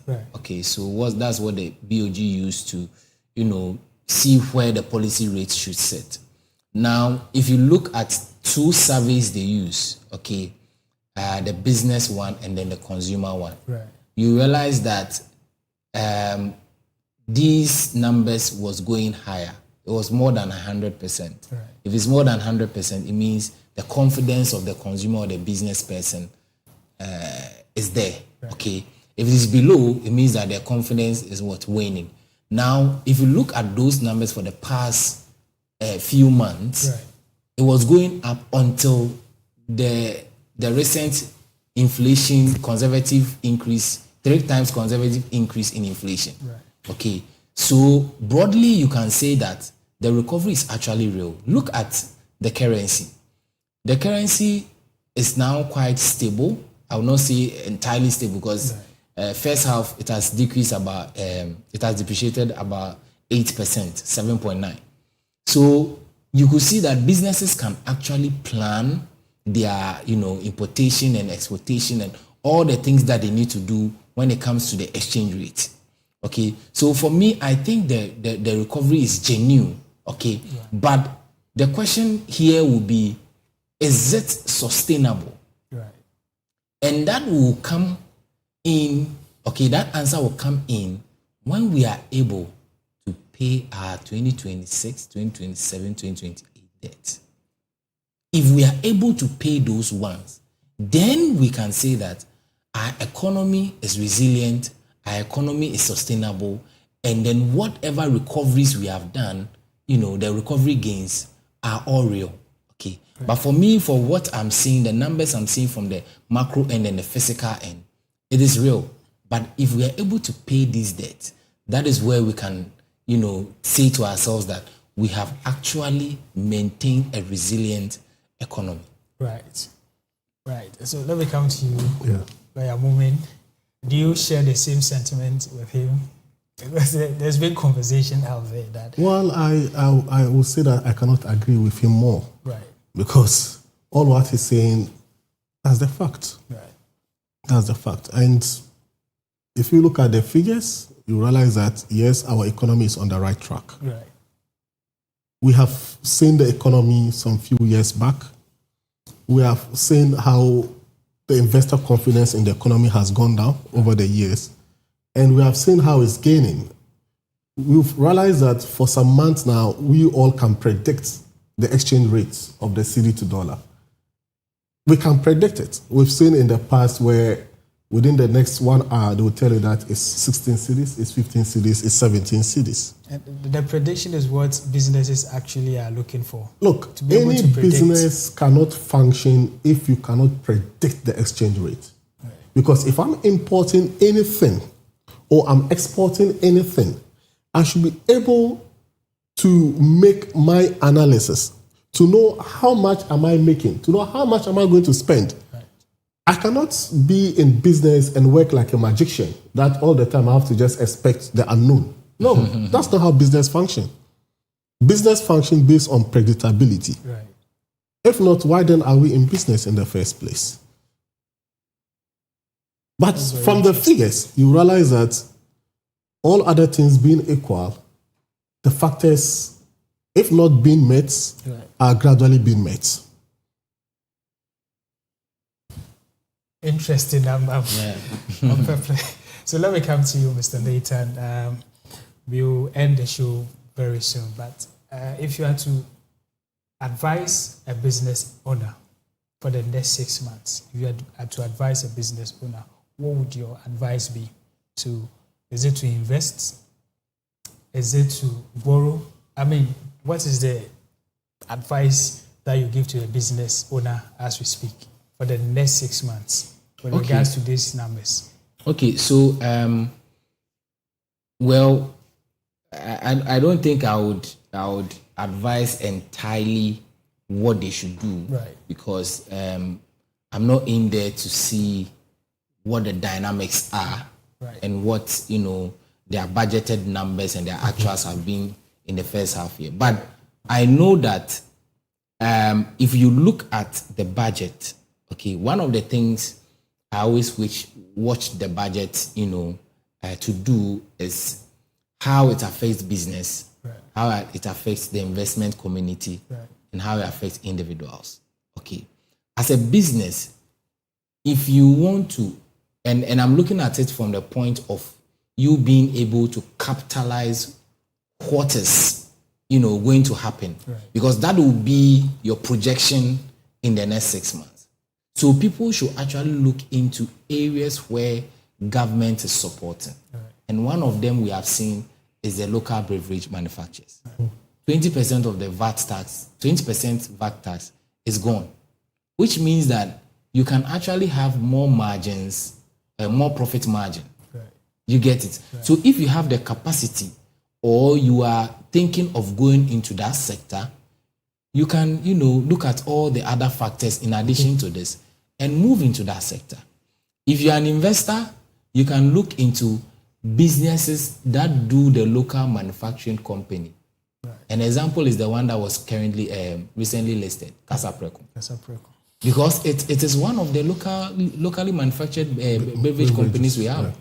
So what it means is that in the next few days, Casapreco on the stock market will perform. And it has actually performed very well. Today, I checked, it was around 67% or 69% returns, capital gain returns. Right.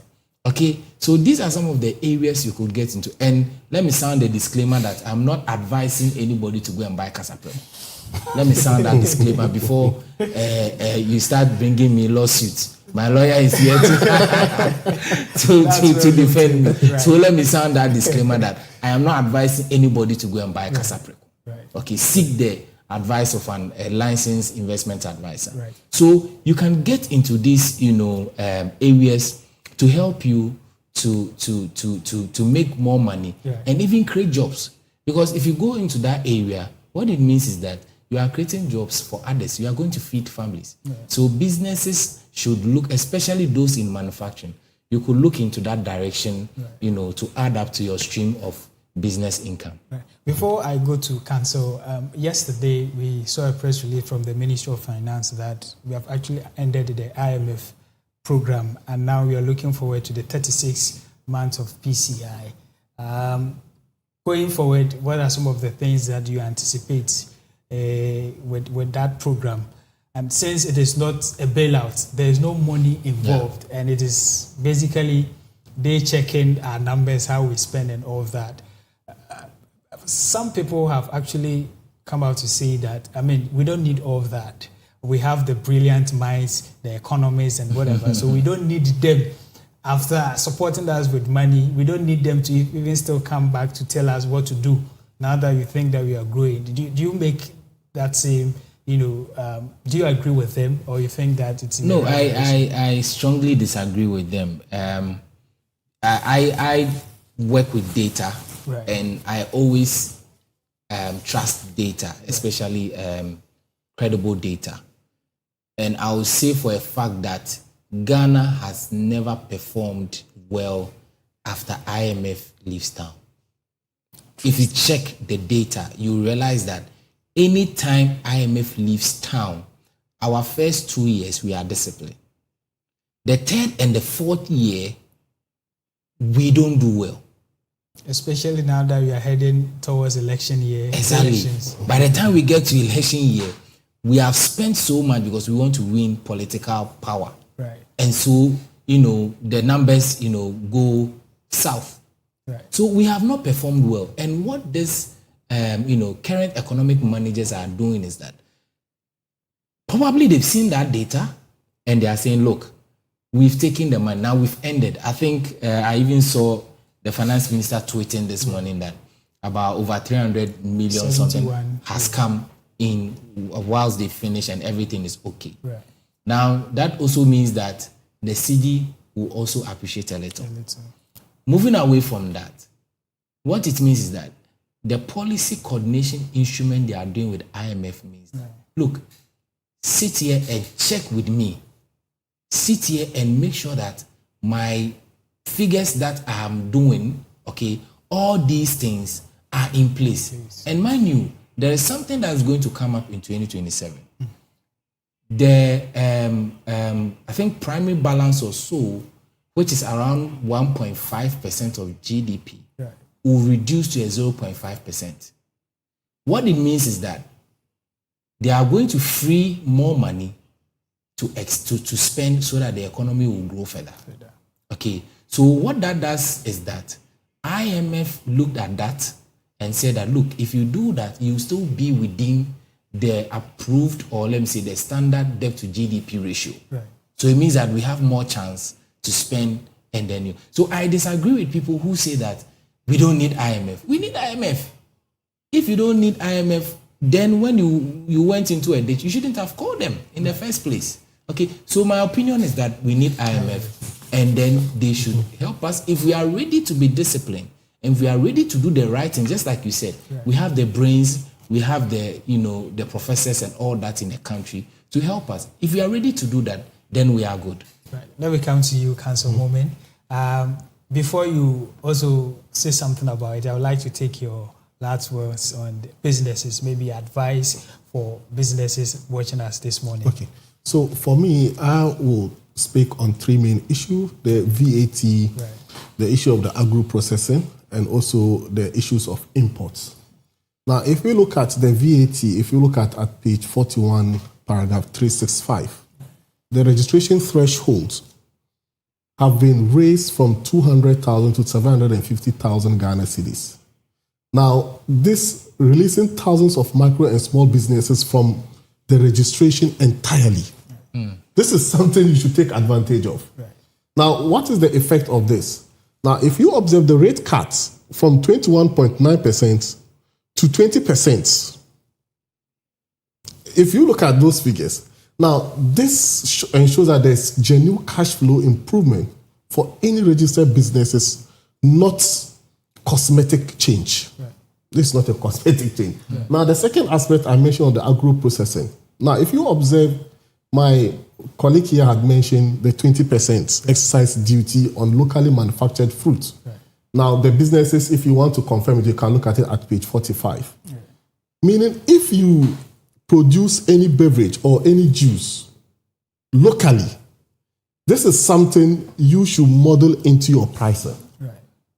Now, the third aspect has to do with the imports. Right.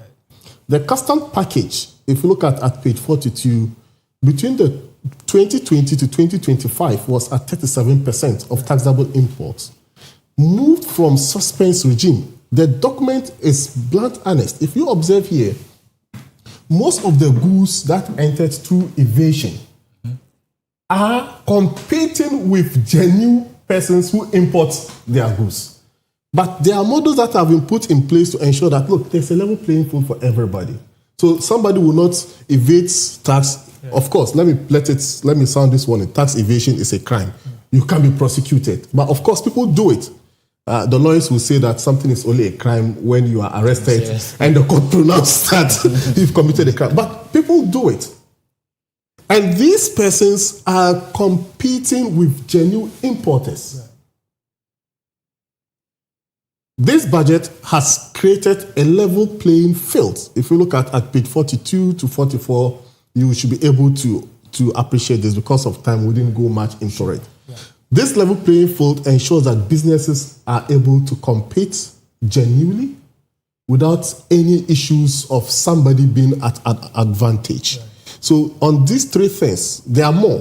Right. There are more. Because of time. Because of time. Mm-hmm. Businesses should take advantage. Right. The VAT, the agro-processing, and the issue of imports. Right. If you let me even add is it the publican or so that the publican AI system is also there. This is also another thing that will create a level playing field. Right. Yes. So, yes. Time is fast spent. I would like to take your last words. Can you briefly? Yes. So the budget has a good macro news. Right. Okay. But a modest one to households. Right. So for me, the job for the economic managers is to, try and then push up for households to feel it, right. And then also keep on with the fiscal discipline, right. Maintain the recovery, and see where we can grow the economy so that people will have jobs and then household will have, increased earning. Right. Yeah, thank you. Unfortunately, our time is fast spent. Thank you, gentlemen, for honoring our invitation, and we are glad you came. I've been speaking with Mr. Benjamin Nathan Ochiri, who is a chief financial analyst and advisor, and lawyer Momin Mashwood, who is an ultra legal practitioner and expert in business and commercial law. This has been the Business Update segment right here on the Koko Digest Morning Show with me, Peter Nsia. And this is how we end the Business Update segment on the Koko Digest Morning Show, and also the Koko Digest Morning Show. Catch you same time on the Thursday morning. Until then, do enjoy the rest of our programs.